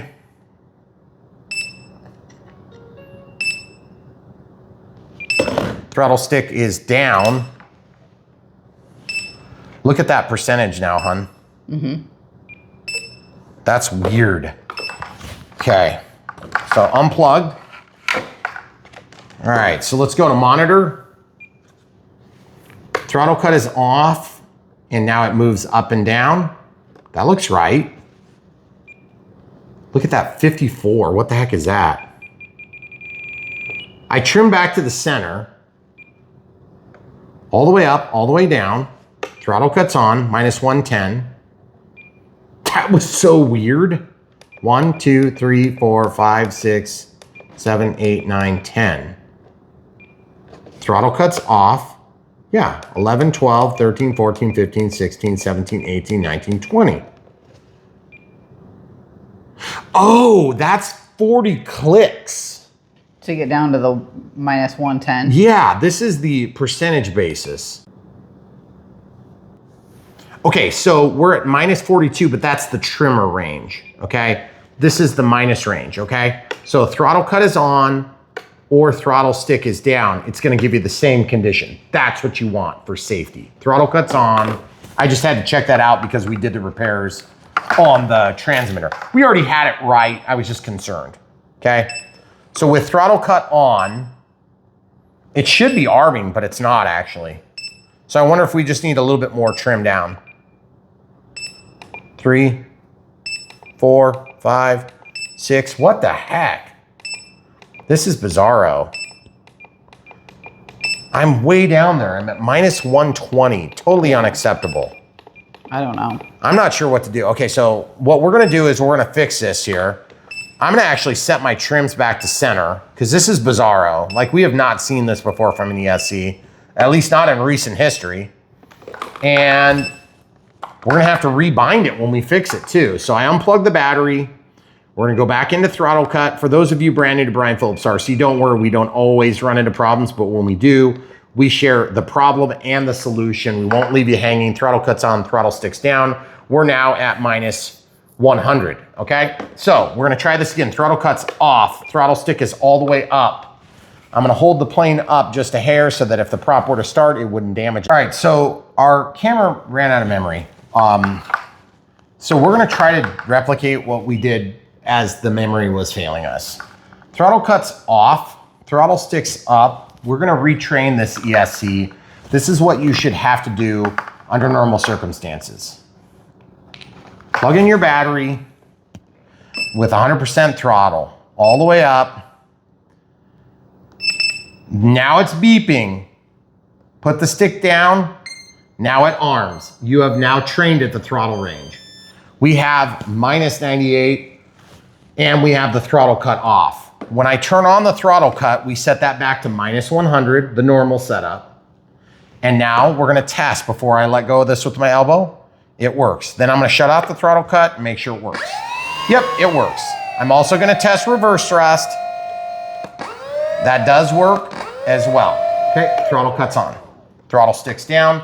We can now trust this plane. However, we bound with a weird throttle condition, so we need to rebind the plane, which is annoying, but true, okay? Because we want the fail-safe to be correct. Throttle cut's on. That is a perfectly acceptable throttle cut. So I am going to shut off my transmitter to make it easy. Okay, the reason we do that is because otherwise it will be connected because this is already bound. Plug in your battery, secure the plane, press the button, get into bind. I'm gonna press this power button, let it turn on, it's in binding, we're gonna rebind. This is gonna reset the fail-safe condition for throttle condition. Okay.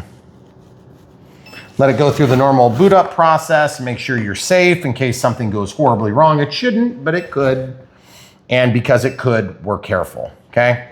Until we trust a plane, we don't trust a plane because that's what you do. Here at arming, that's what you should hear, okay? Throttle stick is all the way down. I'm gonna go over one to monitor mode. It says -100 because throttle cut is on. The throttle stick's not moving, excuse me, the prop is not moving, which is good. As I move the throttle stick, nothing happens. That's because we have throttle cut on. Throttle cut is off. We move it up, it goes up. Throttle cut's back on. We move the throttle stick. We know we're safe. Throttle cut's on. We now trust this plane, okay? Hopefully you guys got all that. That's an unusual set of circumstances, but that's what we do on Brian Phillips RC. We go through the full set of circumstances so you don't have to be a mind reader like some of the manufacturers think you might be, okay? All right, so now that we have that done, we can set up one other thing. We're gonna set up digital switch setup, select, highlight it, go to switch G. This is our forward thrust versus reverse thrust. It's actually backward of what we want. So we want this -100 to be up here. So I'm gonna highlight that and I'm gonna scroll all the way down. How do we know that it's reverse? Because I quite literally just did it. And I noticed that the output, when it was this way, was actually giving us forward thrust. And that's what I wanna replicate in condition 0. Position 0 is the away from us. So forward, okay? Then this one, we don't want it floating. You see the position box changes when you move it, okay? So this one we want to be +100, which will be reverse thrust, okay? And then we want this one to also be reverse thrust. So we have to scroll all the way through the range, past 0, and then to the plus side, +100. Okay, then you have no floating condition in the middle where it could be forward or it could be reverse. That could be a dangerous condition, okay? So now we're gonna walk out and we'll test our throttle cut is on. We're gonna lift up the prop. Throttle cut is now off. We'll give some forward thrust. It's reversed because we're in that condition. It's still reversed. See the paper towels moving? Now we're forward thrust. Now we're reverse thrust. And we're still reverse thrust. Now we're reverse thrust still, and now forward thrust. Throttle cuts on, throttle sticks down, throttle cuts off. Sweeping through the range, everything feels good. Throttle cuts on and tested. Okay, good. So we have forward thrust, we have reverse thrust. Cool, very good. Now let's see if the elevator works. Nope, it doesn't, but we do have a shaft moving in and out, so that's always handy. If this shaft moves in and out, that means that we will be able to manipulate that shaft into, we have to get the ball link mounted. Okay, so I'm probably gonna have to get a plane stand now because otherwise I won't be able to get to it. This is a Robart plane stand, nothing special about it, but it does seem to work pretty good for our needs. If you get a new one and they're really hard to slide, put a little baby powder on there, it will make the difference, okay? You notice that this is all puking out, that's actually fine. Because really at this point, we don't care about comfort. We just want to get it done, okay? So elevator moving in and out, we don't care what direction it goes yet. But if we were to pull down on the stick, that would push the elevator up. So it is going the correct direction. I could hold this with the tool and then spin it, but look how much we have to spin. Good Lordy, Lord, okay? So exercise this a few times. Make sure it's moving, make sure everything feels good. And then I'm gonna take my pair of pliers. I'm gonna hold this so that I can spin this in and not spin it on the end of that, whatever that's going into. Oh yeah, it's spinning fine. It's really easy. Okay, and then eventually we'll have to snap that on there, but we wanna get it kind of lined up sort of close. If you ever bottom out, it will break the tip. I am bottomed out. Okay, so you see where that is? Is the elevator up? I think it probably is. Pretty close. Yeah, I'm thinking it's deflected up slightly. So what we're gonna do is we're gonna go out a couple turns. 1 half, 2 halves, 3 halves, 4 halves, and that's gonna deflect the elevator up. Why are we doing that? Because I'm gonna snap this on right now with my needle nose pliers. Camera crew is gonna come from a different angle so you can see. If you have needle nose pliers, they will snap on. You don't have to use ball link pliers to make this work, but you'll notice it's now pushing the elevator up, okay? If it's pushing the elevator up, there's a couple things you can do to fix that. And I'll show you how to do it right now. Look, see right here? 1.5 millimeters, move the elevator. Yep, so it's that one. So I'm gonna loosen this. Then look what's gonna happen to the elevator. It's now free to move in and out, okay? So now come back and look. I've got it centered. Now I'm gonna torque it down. Very quick, very easy, okay? You can still move the ball link if you want, but we probably won't need to do that. Okay, so now obviously the other one is the rudder, so we'll do the exact same process, except for the rudder this time. So we'll flip the model over. We're gonna basically find roughly the center. And I do like using a pair of pliers so that we don't accidentally break something on the inside. Oh yeah, 1, 2, 3, 4, 5, 6. 1, 2, 3, yeah, it's pretty rough. 1, 2, 3, 4, 5, 6, 7, 8, 9, 10, 11, 12, 13, 14. Man, that feels like it's just spinning the whole thing. Good Lord. Yeah, there it goes. 2, 3, 4, 5, 6, 7. Okay, now 1, 2, 3, 4, 5, 6. You guys are probably wondering, why am I always counting? Here's why I count. I can guarantee that I'm gonna be in or out a certain amount. And look at that, there's already a split in there. Look at that, really close. There is a split already in it. Jeez.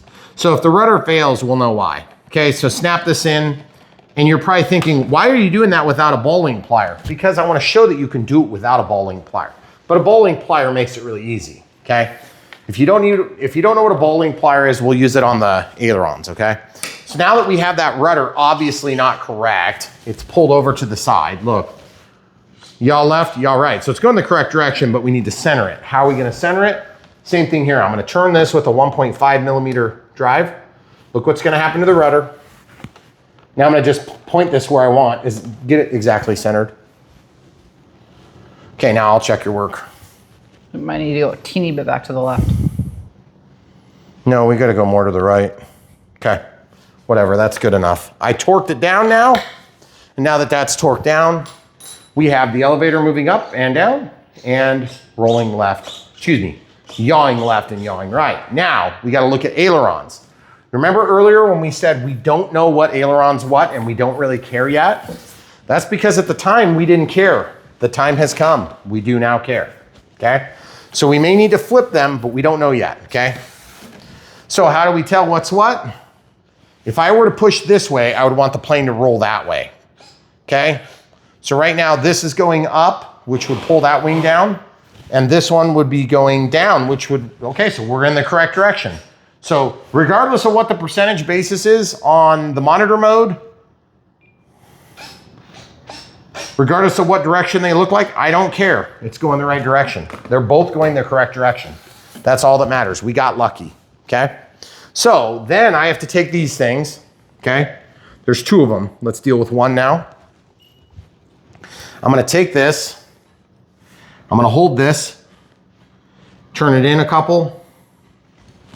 Now, did the instructions tell us where to plug this in? I don't know.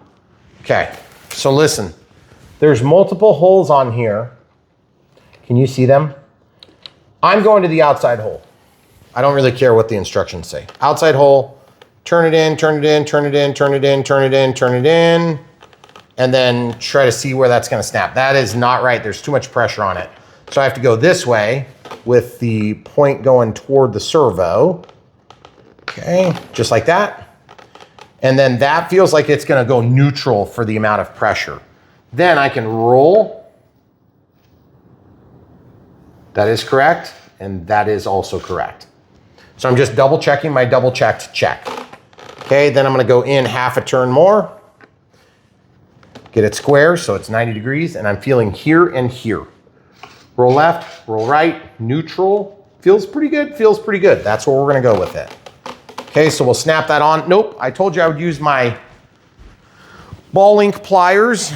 My ball link pliers are here.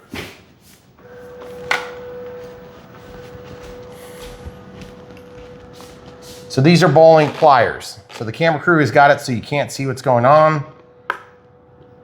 But you see that over snapped. So now I have to come back in at it from this other angle from above. And I have to pry that back out just a little bit. Okay. See how I pulled it out? Now it's neutral. Okay. So then there's this little clip retention clippy thing. That needs to go on. And in this case, I'm going to go on from underneath. The other one's going to be easier. It should go on the right way. Dang it, fell through.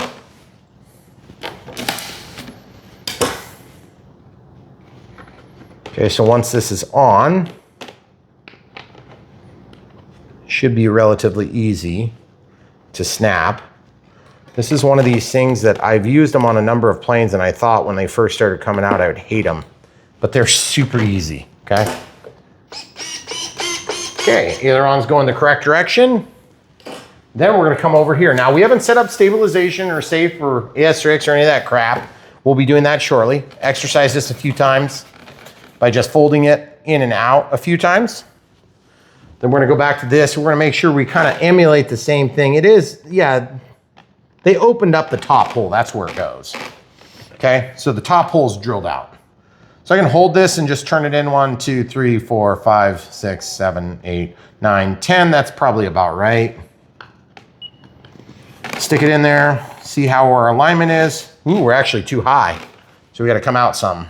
1/2, 2/2, 3/2. So let's see if that's about right. Push it in, hold this into position. Don't let the decal screw you up. I need to go out even more. There's another half, possibly another half, so I count by halves, guys. Get in there, there it is. That feels pretty darn good. I'm gonna go with it. I think that's good. Okay, so then I'll do this again. So you wanna line up this little thingy on the surface back here, and then spread the fingers on either side of the doohickey. See, and then it snaps on. I didn't over snap it that time, okay? And then I'm gonna snap this thing on, and it is also upside down. It's, you know, it's kind of, if you did it the other way, you'd probably be okay, but I think this is the right way. Nope, it's not upside down. I take it back. See, one of them is gonna be upside down, one of them is gonna be not upside down. So you see how that looks? So now, we have a perfectly return to center, roll left, roll right, roll left, roll right. Makes sense? Now, let's set up flaperons and show you how to do that. So we know the elevator's going in the right direction. We know the rudder's going in the right direction. We know the ailerons are both moving in the right direction. So now we need to make an assignment for flap system to switch B. That's what I like for it. Now remember, since these are flaperons, we're gonna be going to one direction or the other. See how they're going down? So negative is down. So I'm gonna move the position down here. You see this box moves? So this will be for like takeoff flaps. Excuse me. And I don't wanna go like crazy, so let's do like 40% for takeoff flaps. And elevator correction should be not the same direction. These are outboard ailerons, but this missed inboard section, if that were the flap, then your elevator would go the same direction to avoid a balloon on deployment. This is gonna actually force the nose down, so you want that to go up. So just exaggerating, I'm gonna highlight this. You never know exactly what direction this correction is until you do it. So let's just make it big. So you see how it's going down? That's backward of what we want. So we want that to be a negative value. So do like -6. Excuse me, -6. And then what we're gonna do is we're gonna slow down the speed from normal to 2 seconds. Okay. Now, sometimes what I do is I set up one flap, the takeoff flaps for flaperons, and then the landing flaps as spoilerons or something like that, but I'm not gonna do that today. I'm just gonna go with, we'll hope for the best. I'm gonna show you what the full deflection would look like. It's probably more than we want because then you're gonna lose so much roll authority. So I usually don't go to full deflection like that. I usually go to like maybe 75% or something like that, because then you still get a little bit of movement on the ailerons, okay?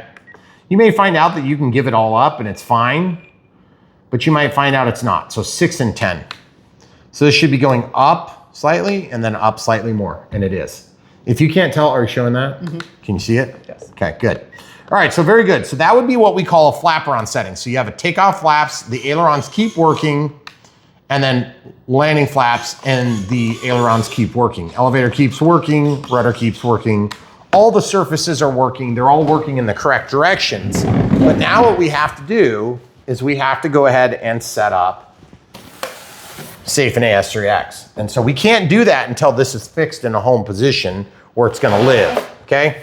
So in order to do that, I'm gonna bring this close to where we can see, and we can de-energize this just for the sake of, I just kind of want some more space to work, okay? We'll leave the adapter on there, just it kind of helps us with reference for size. A couple different things. These are all plugged in, but if you're concerned that they're gonna come out, take and smear some hot glue on there or CA or whatever and just like set it really quick, and then you can break them free without too much effort. This could be vertical, would be probably the easiest way to fit it. And I can push that all the way back. I just wanna pay attention to where it's gonna hit, because if I can get it locked in that position, even that little bit of a cant, it's kind of kicked up like this. Kicked up like this instead of being flat, it'd be fine, but I'd rather have it level, okay? So you see how that's level? It's gonna be hard to service the servo if I have an issue.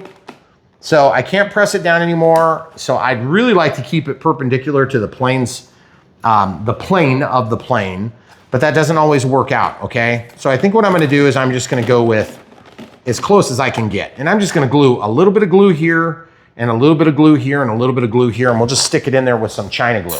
Now, some of you are probably screaming like, no, you have to use double-sided tape or you have to put Velcro or whatever. I mean, there's a million ways to skin this cat, guys. Skin your cat the way you wanna skin it, but if you're asking for help, this is help, I'm giving you help, I'm gonna help you find success. If you wanna find help other places and you wanna do it their way, that's fine. I would suggest you get help here because I think we do a pretty good job of helping people. But at the end of the day, if you find that that's not accommodating enough for what you need or whatever, that's fine, go for it, guys.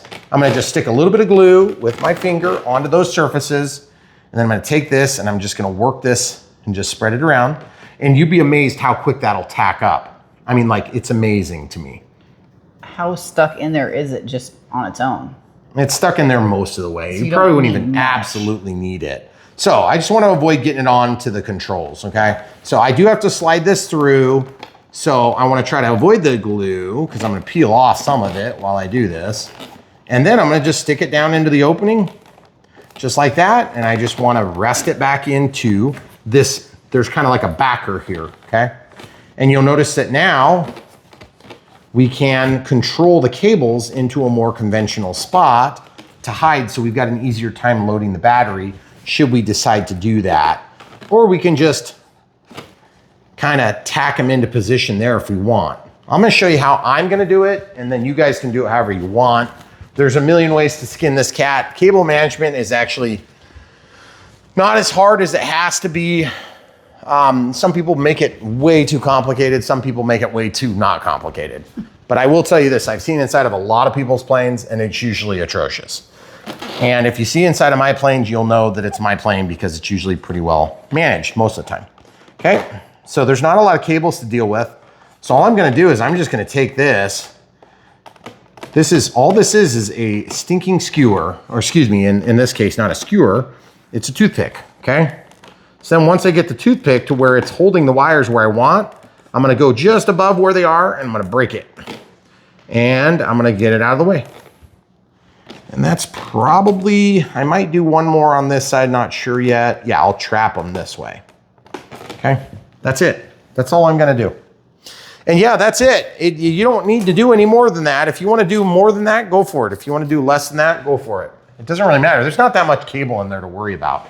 You just don't want stuff coming undone. Now, just so you guys know, the glue in there, I could go fly this right this second. It is not as set up as it will be in history of time and space, but it is set up plenty good. It's not gonna come out. I could hold the plane up by that thing if it was in a position to where I could actually physically hold it. Yeah. But it's clean, it's ready to go. You might have noticed while we were paused and out of memory, I grabbed the 100C pack because I tend to think we're gonna fly with the 50C pack. So I grabbed this. This is back when the sun wasn't set, or it was in the process of setting.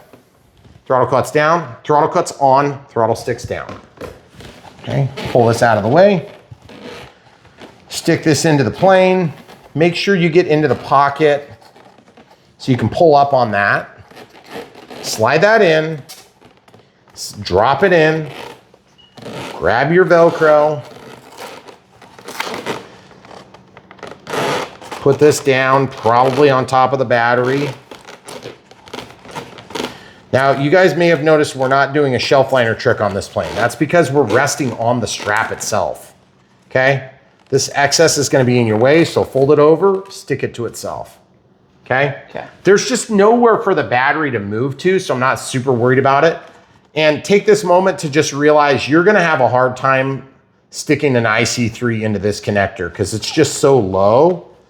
But I will show you that it can be done right now by doing it. Throttle cuts on, throttle sticks down. Prop is in a place where if it started spinning, it would be kind of a mess, but it's not gonna cut me, hopefully, unless I do this, okay? So I'm gonna do this to demonstrate what I'm doing. Plug it in. You guys see what I just did there? It's crammed in, and it's good, okay? So I'm gonna just tuck that in, call it good. This needs to be out of the way because you don't want it to get bound up in that servo, okay? So you see where it is? Now let's make sure we aren't gonna have too much crap coming down here when we drop this in, and I bet we will. Jeez, it's gonna be tight. Okay, so it's in and it seems to fit pretty good. So now that we're in, that's what the plane's gonna look like. So I think this would be a great time for us to test the center of gravity before we continue on to the AS3X and safe setup. So center of gravity is gonna be marked with this set of calipers and with this marker, and then we're gonna balance it and see what the battery does. So we'll find out what the number is and come right back. Okay, so 50 to 55 millimeters. So as you can see, we got 55 basically. 54.96. We're gonna go the leading edge of the wing and we're gonna come out here just where you can see it. And we're gonna press in a little detent. And we're gonna come out here, it's gonna be right on top of the G, so I'll go a little further out. And then I'm gonna go back to 50. So it's 50 to 55 millimeters, and I'll show you what that means here in a second. So close enough. So about 5 millimeters inboard of that. I'm gonna make a little detent, and then 5 millimeters inboard. I'm just looking. Okay, so now I take and darken the hole with a Sharpie right there and right there, so it's very easy to tell where it is. Over here, it's gonna be a little harder because it hits right where the G is on the Turnigy.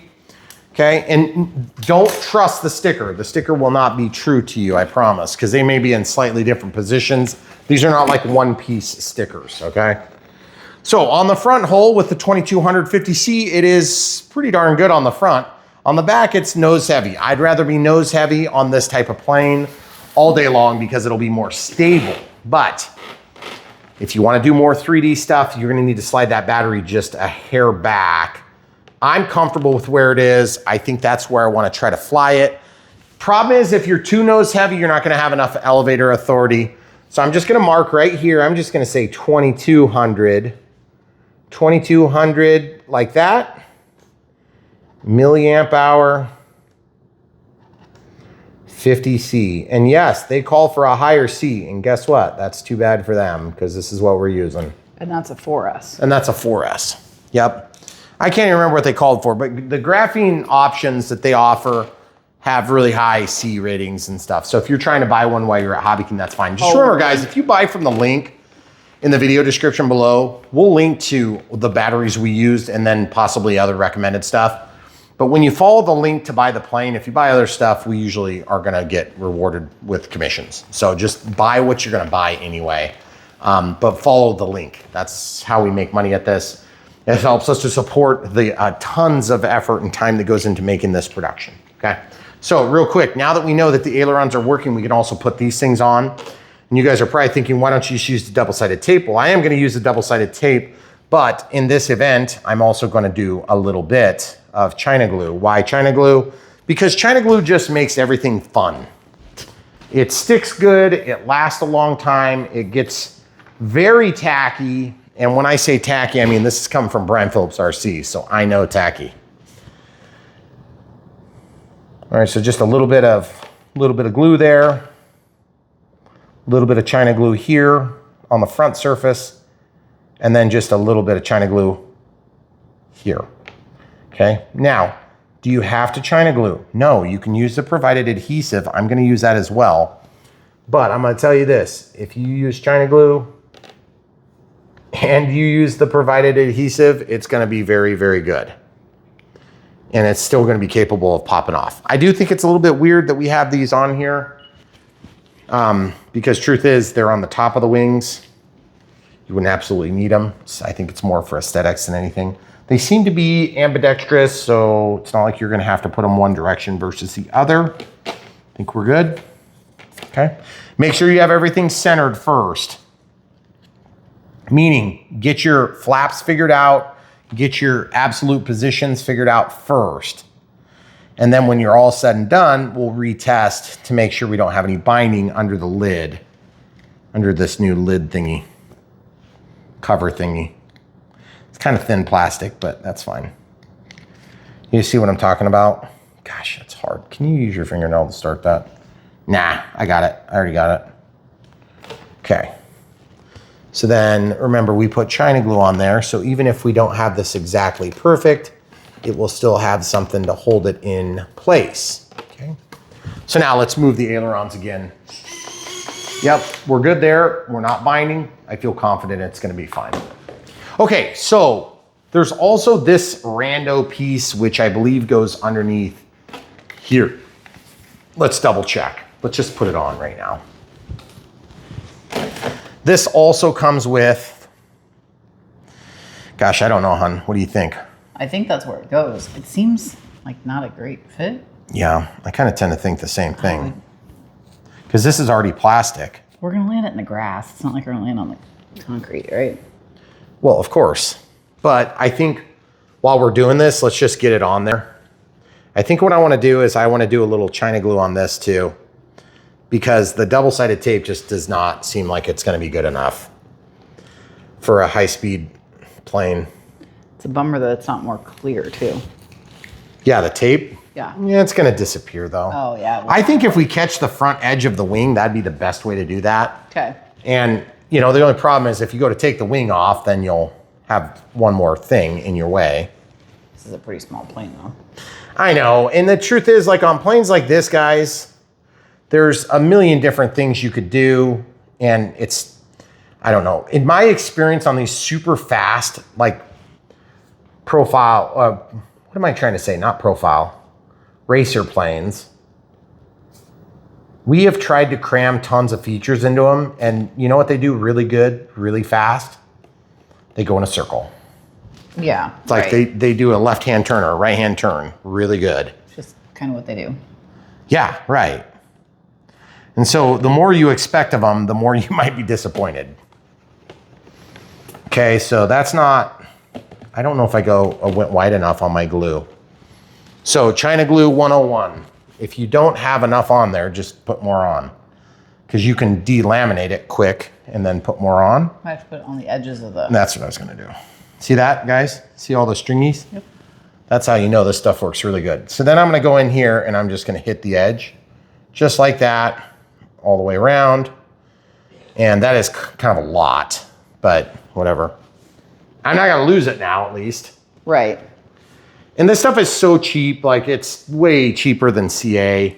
And so that's the other reason why I like it. And then if you get it on your fingers, you don't have to worry about, you know, like going to the hospital and having them chop it off. Like if you had CA, if you had that much CA on your fingers, it would be a mess. I'm not saying it would be like go to the hospital time, but it would be a real mess. Okay. So just let that sit there for a minute. I'm even gonna press it down. Now look, this is why I love this stuff. It just rubs right off. And if you're really careful, you can make a booger and flick it at somebody. Yeah. Just like rubber cement when you were a kid. That. What? I wasn't gonna flick it at you. Whatever. I was gonna flick it at the kids. Sure you were. So now that that is cooking off, that means it's chemically reacting because it's out of the tube, it's out of the sealed container. We checked the CG before we put that on. That was dumb. We did. We'll have to just verify it's still good. I mean, it's not gonna change. It's mostly glue. No, this is a pretty big piece of plastic, hon. Okay, so we'll press that down and you'll notice it's not sticking. So the beauty of China glue is if it's not sticking, just let it air out a little bit longer. Let that adhesive do what it does best, which is get super tacky. And then we'll just press it down here in a minute, okay? So what have we learned about this model? We've learned you don't need the ball link pliers, but they make life easier. You might need some needle nose pliers if you do all the steps I did. 2200 seems to be a pretty good size class for the battery. I feel like it's gonna be a pretty solid plane, but you're gonna wanna probably glue the tail on. The main wing seems fine. I wouldn't even think about gluing that. 55 to 50 millimeters back for center of gravity. And you do get one extra little clip doohickey. We know that we haven't had to fight hard to set up the flaperons. Provided you have enough channels, it's a pretty easy process. But a lot of times when we set up flaperons, we find out from time to time that there's a plane that maybe just doesn't behave well. The flaps don't do enough. I also feel like I should try to tighten this just a little bit. Show the people. See this gap here? It may not tighten. Yeah, see, it's just not pulling down very much, is it? No, it's just puckering in the front more. Yeah, I think so too. Okay. Well, it's very tight. So now look, we're gonna stick this down and see if it stays. And I think it's gonna stay. Is it? Yeah. I'm gonna be annoyed if it doesn't stay. Sure, it stayed that time. Okay. And then also, if you ever have a decal that wants to delaminate on you, put a little of that China glue on the edge and it will take care of that problem right away. Okay, so now we have this crash barrier here. And you know, the other thing is having that slope soaring tip, I think is really cool. Like I thought that was a neat feature, but I'm probably not gonna slope soar this. If I had a sight to slope soar, I would slope soar this thing. It'd be fun. But you can also do it with the prop on there. You just leave the power off and you can slope soar with it. When you tractor the prop, it's gonna slow it down drastically though, just full disclosure, if you don't already know that. And what I mean by tractoring is I mean spinning. So if you decide not to set up thrust reverse, keep in mind thrust reverse on this plane is probably not gonna get used because it's a belly lander. Right. You know, you're not gonna deploy thrust reverse usually in the air, but you could. And between that and flaperons, you now at least know how to use the feature if you want to set it up on a similar plane that's maybe a different plane, okay? All right, so now let's set up AS3X and safe. This is the moment you've probably been waiting for. Let's click, scroll down to forward programming, gyro settings, first time setup. Make sure all the crap's set up. Set it level. Now, this is where level matters. This is the level, it's gonna be level. Nope, this is just telling it where the receiver is. So continue. Now put it on the wing, put it on its nose, and then hit continue. Good, that's where the receiver sits. That looks about right. Okay, so that's the orientation. It's called orientation 6. Continue. Gain channel select. The rotary knob is on channel aux 8. So you can scroll like that. Then we're gonna apply. Listen, that's AS3X. One set of dances, okay? Return to forward programming.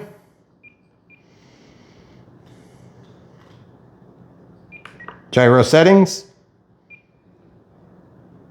ES3X settings. ES3X gains. That's not changing. We have to fix that before we can even really continue. First time safe setup or F mode setup. F mode setup. Let's change the F mode channel. Remember we set it to F mode. There it is. Now look, 1, 2, and 3. Cool. So we know we want it off on this. We know we want it on, and we know we want it on. Okay, so in flight mode 1, we don't need to do anything there. It's now AS3X settings. Gains, watch this. In 1, it's 40, 50, and 60. Then it's off. Then it's 40, 50, and 60. Now, I'm gonna hit back. I'm gonna do first time safe setup. I've already set this, we're just confirming. We want it to be on that setting. We're gonna hit continue. Flight mode 3. Level, model, and capture attitude. This is where you want it to fly. So we've captured the attitude, and that's the way it's gonna fly. Now, let's say that you wanted it to be pitch up a little bit. Then you would maybe slide this on your plane stand just a hair, and that would go up a little bit more. But just remember, if that's level, it's gonna fly uphill. If you're going downhill, it's gonna fly downhill. Okay, so let's say you wanna get it to go downhill a little bit more, then you could, at this point, you could just like slide it up there. And you see what that's gonna do? Remember, when you hand launch this model, if you're doing it in safe, you wanna make sure it's got a pretty level attitude. So let's slide it down the side of this plane stand until we're comfortable. I can turn this just a little bit. That's the other way you can level the plane. Okay. That looks pretty awesome, actually. Then we have to make sure our wings are not tipped. Okay, does that look pretty good? Yes. Okay, so then I walk over here and I look down the length of the plane. I just make sure that I'm comfortable with its exact position. Okay, this is where we're gonna then go highlight this again and click. Look at that, I got that really close. Okay, next, next. Okay, now we can go back. First type safe setup, continue. Next. Next. Look at that. So we want to turn safe on to self-level with angle demand. And then I want to open up the limits to the max for all the directions. That just gives us the most movement authority as a pilot. Whoops.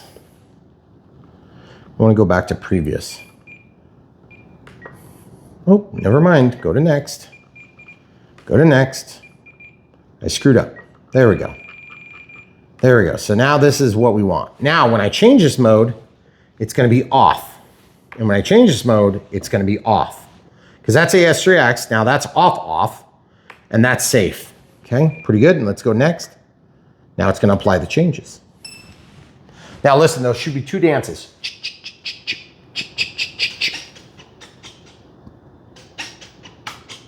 Cool.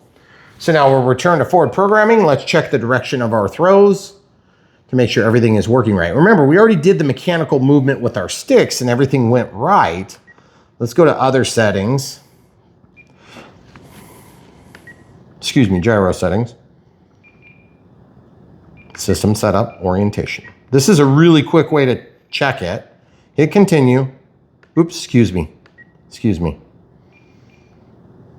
It's under utilities. Gyro response test. There we go. Okay, while in this page, it's gonna basically move like crazy when I move the plane. So you're gonna be able to tell if it's going the right direction. So the aileron's correcting a certain way. Look at the rudder. When I rotate it, it's gonna correct, it's gonna try to resist. It's gonna try to resist. Look at the elevator. It's gonna resist, it's gonna resist. Aileron 1, resisting, resisting, okay? Watch this. Resisting, resisting, resisting, resisting. Now those ailerons should resist opposite one another, but watch this. Landing flaps, resisting, resisting, resisting, resisting. Takeoff flaps, resisting, resisting. Neutral. Elevator, elevator, elevator, elevator. Rudder, rudder. Okay, come here, give me the camera. Flaps are off. So all I'm gonna do is I'm just gonna look so you guys can see what I'm seeing. Anytime I move this plane, it's gonna resist by trying to move the plane opposite of whatever I'm doing as the environmental stand-in, okay? So remember, I'm just a stand-in right now, okay? Obviously, the transmitter is sitting back there in the background. I'm not moving the transmitter. I am pretending to be the environment. This is testing both the correction in AS3X and safe, because they're both using AS3X as the basis for decisions about the absolute position of the plane, okay?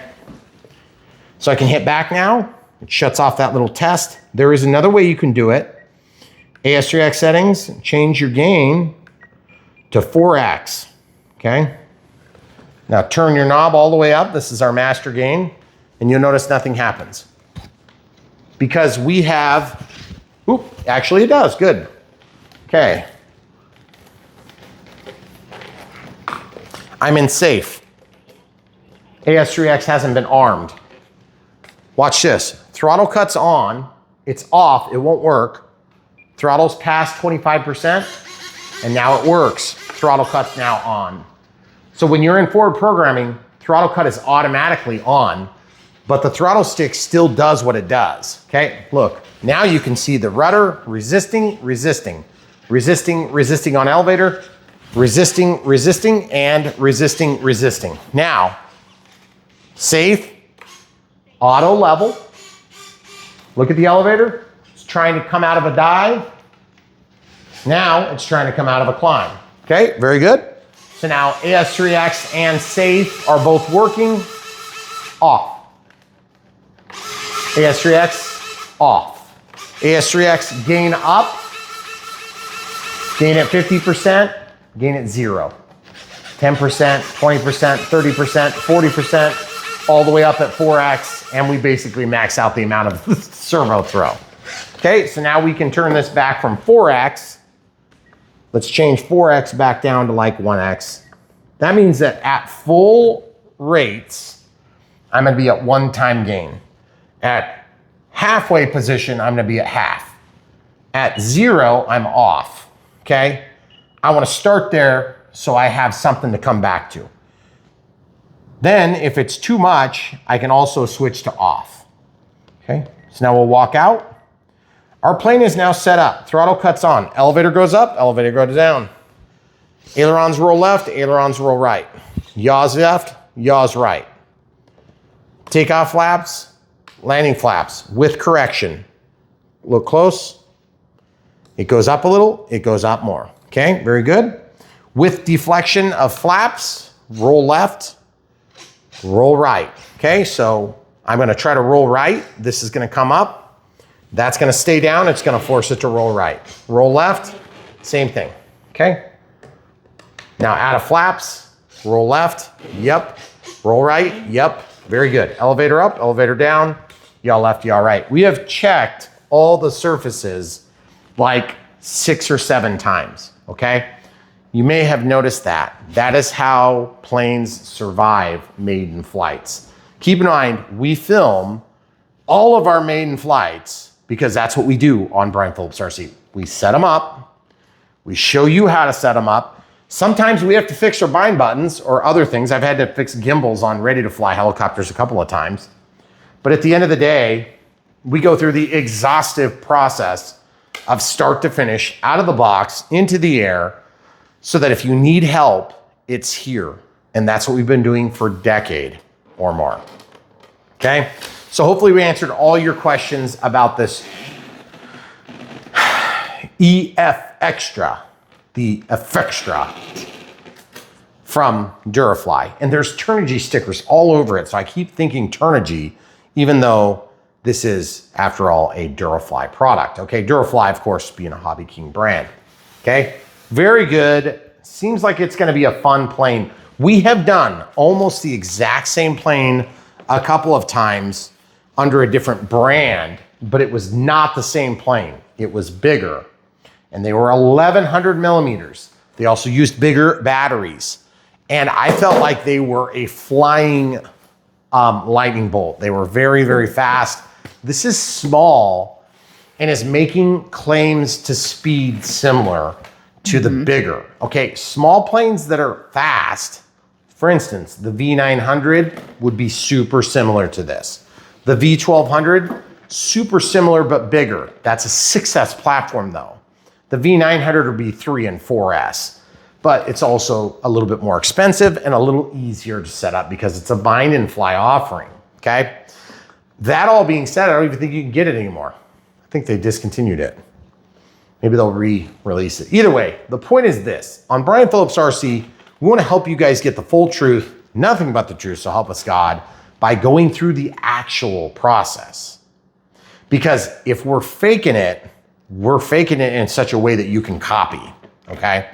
So the truth is, I think this plane is gonna be fine. I think it's gonna do all the stuff it's supposed to do, and it's probably gonna be more exhilarating to me than I initially thought, because I tend to be into scale aircraft. That is kind of the thing I like best. This would be modeled after a sport type racer airplane. But the truth is, I wouldn't call this a scale aircraft. That doesn't mean I don't enjoy them. I still enjoy flying them a lot. But when it gets into pylon racing, you know, it's not something that I have a lot of personal experience or, you know, admiration for specifically. Anything aviation I like. But everybody has their favorites. My favorites are scale model aviation, okay? And then there's sport model aviation, and then there's like 3D flying, and then there's, you know, control line flying, and F3A flying, and there's actually some other F's there's a whole or whatever bunch they of them. are. Yeah. I don't know what the heck We they don't are, know. but we don't do them. And some sailplanes, Yep. they do sailplanes, and they also do, you know, like basically formation flying, the F3A stuff. And everybody has their own bag of tricks that they like. In my case, I just want you guys to know what the plane actually does, okay? Because we get on a website and they make it look perfect and they've got some really good pilot flying, then it's gonna look perfect, okay? I'm a regular Joe, I go to work for a living, and then I come home and drag my wife into filming these things until sunset. Sometimes it goes better than others. I was really hoping to fly this tonight, but we ran out of memory at an inopportune time. It just turns into a lot. So the way you can help us out if we brought you a little tiny semblance of value out of this video is you can smash a like button right now. You can click the bell for notifications when you subscribe, and you can enjoy content when it's recommended for Brian Phillips RC. The other thing you can do that's really easy, cushion, $0 and 0 cents, is you can buy these planes, batteries, receivers, transmitters from the links in the video description below. If you're gonna buy them already, just follow the link, let them know that we sent you there. That's what they're gonna do. They're gonna use cookies to know that you came from here, okay? They're gonna know that bprc.me sent you there, or Brian Phillips sent you there. But if you don't like this plane and you don't wanna buy this plane, but you still wanna support us, we have 4 other ways. Thanks for being members, Patreon members. Thanks for being members if you want to be members of the channel here on YouTube, as well as super thanks at PayPal for one-time donations. Those are always appreciated, but really we think the best way to support us is to support the hobby that we love. If we didn't love it, we wouldn't be doing it, believe me. Okay, we wouldn't be building a gigantic building to put real airplanes in, okay? Because that's only what crazy people do. So we're crazy about aviation. So thank you for supporting us in very real ways by watching videos, smashing the like button, clicking the bell for notifications, and also from buying these things. It helps us to foster relationships with these companies that have stuff that they want to sell to you. But you know what? If you don't like this, head to brianphillipsrc.com, find a competitive offering that's going to be better fit for you. Maybe something bigger, maybe something faster, maybe something more expensive, less expensive, different receiver, different transmitter combo, whatever it is. Check out brianphillipsrc.com right now, or bprc.me if you don't know how to spell my name, even though it's like on the page all over the place. All right, guys, that's all you get for tonight. Durafly looks pretty good. The EFXtra from Durafly. You saw it 73rd here on Brian Phillips RC. Thanks for watching, guys. Stay tuned. There's so much more right around the corner on Brian Phillips RC. Thanks for watching.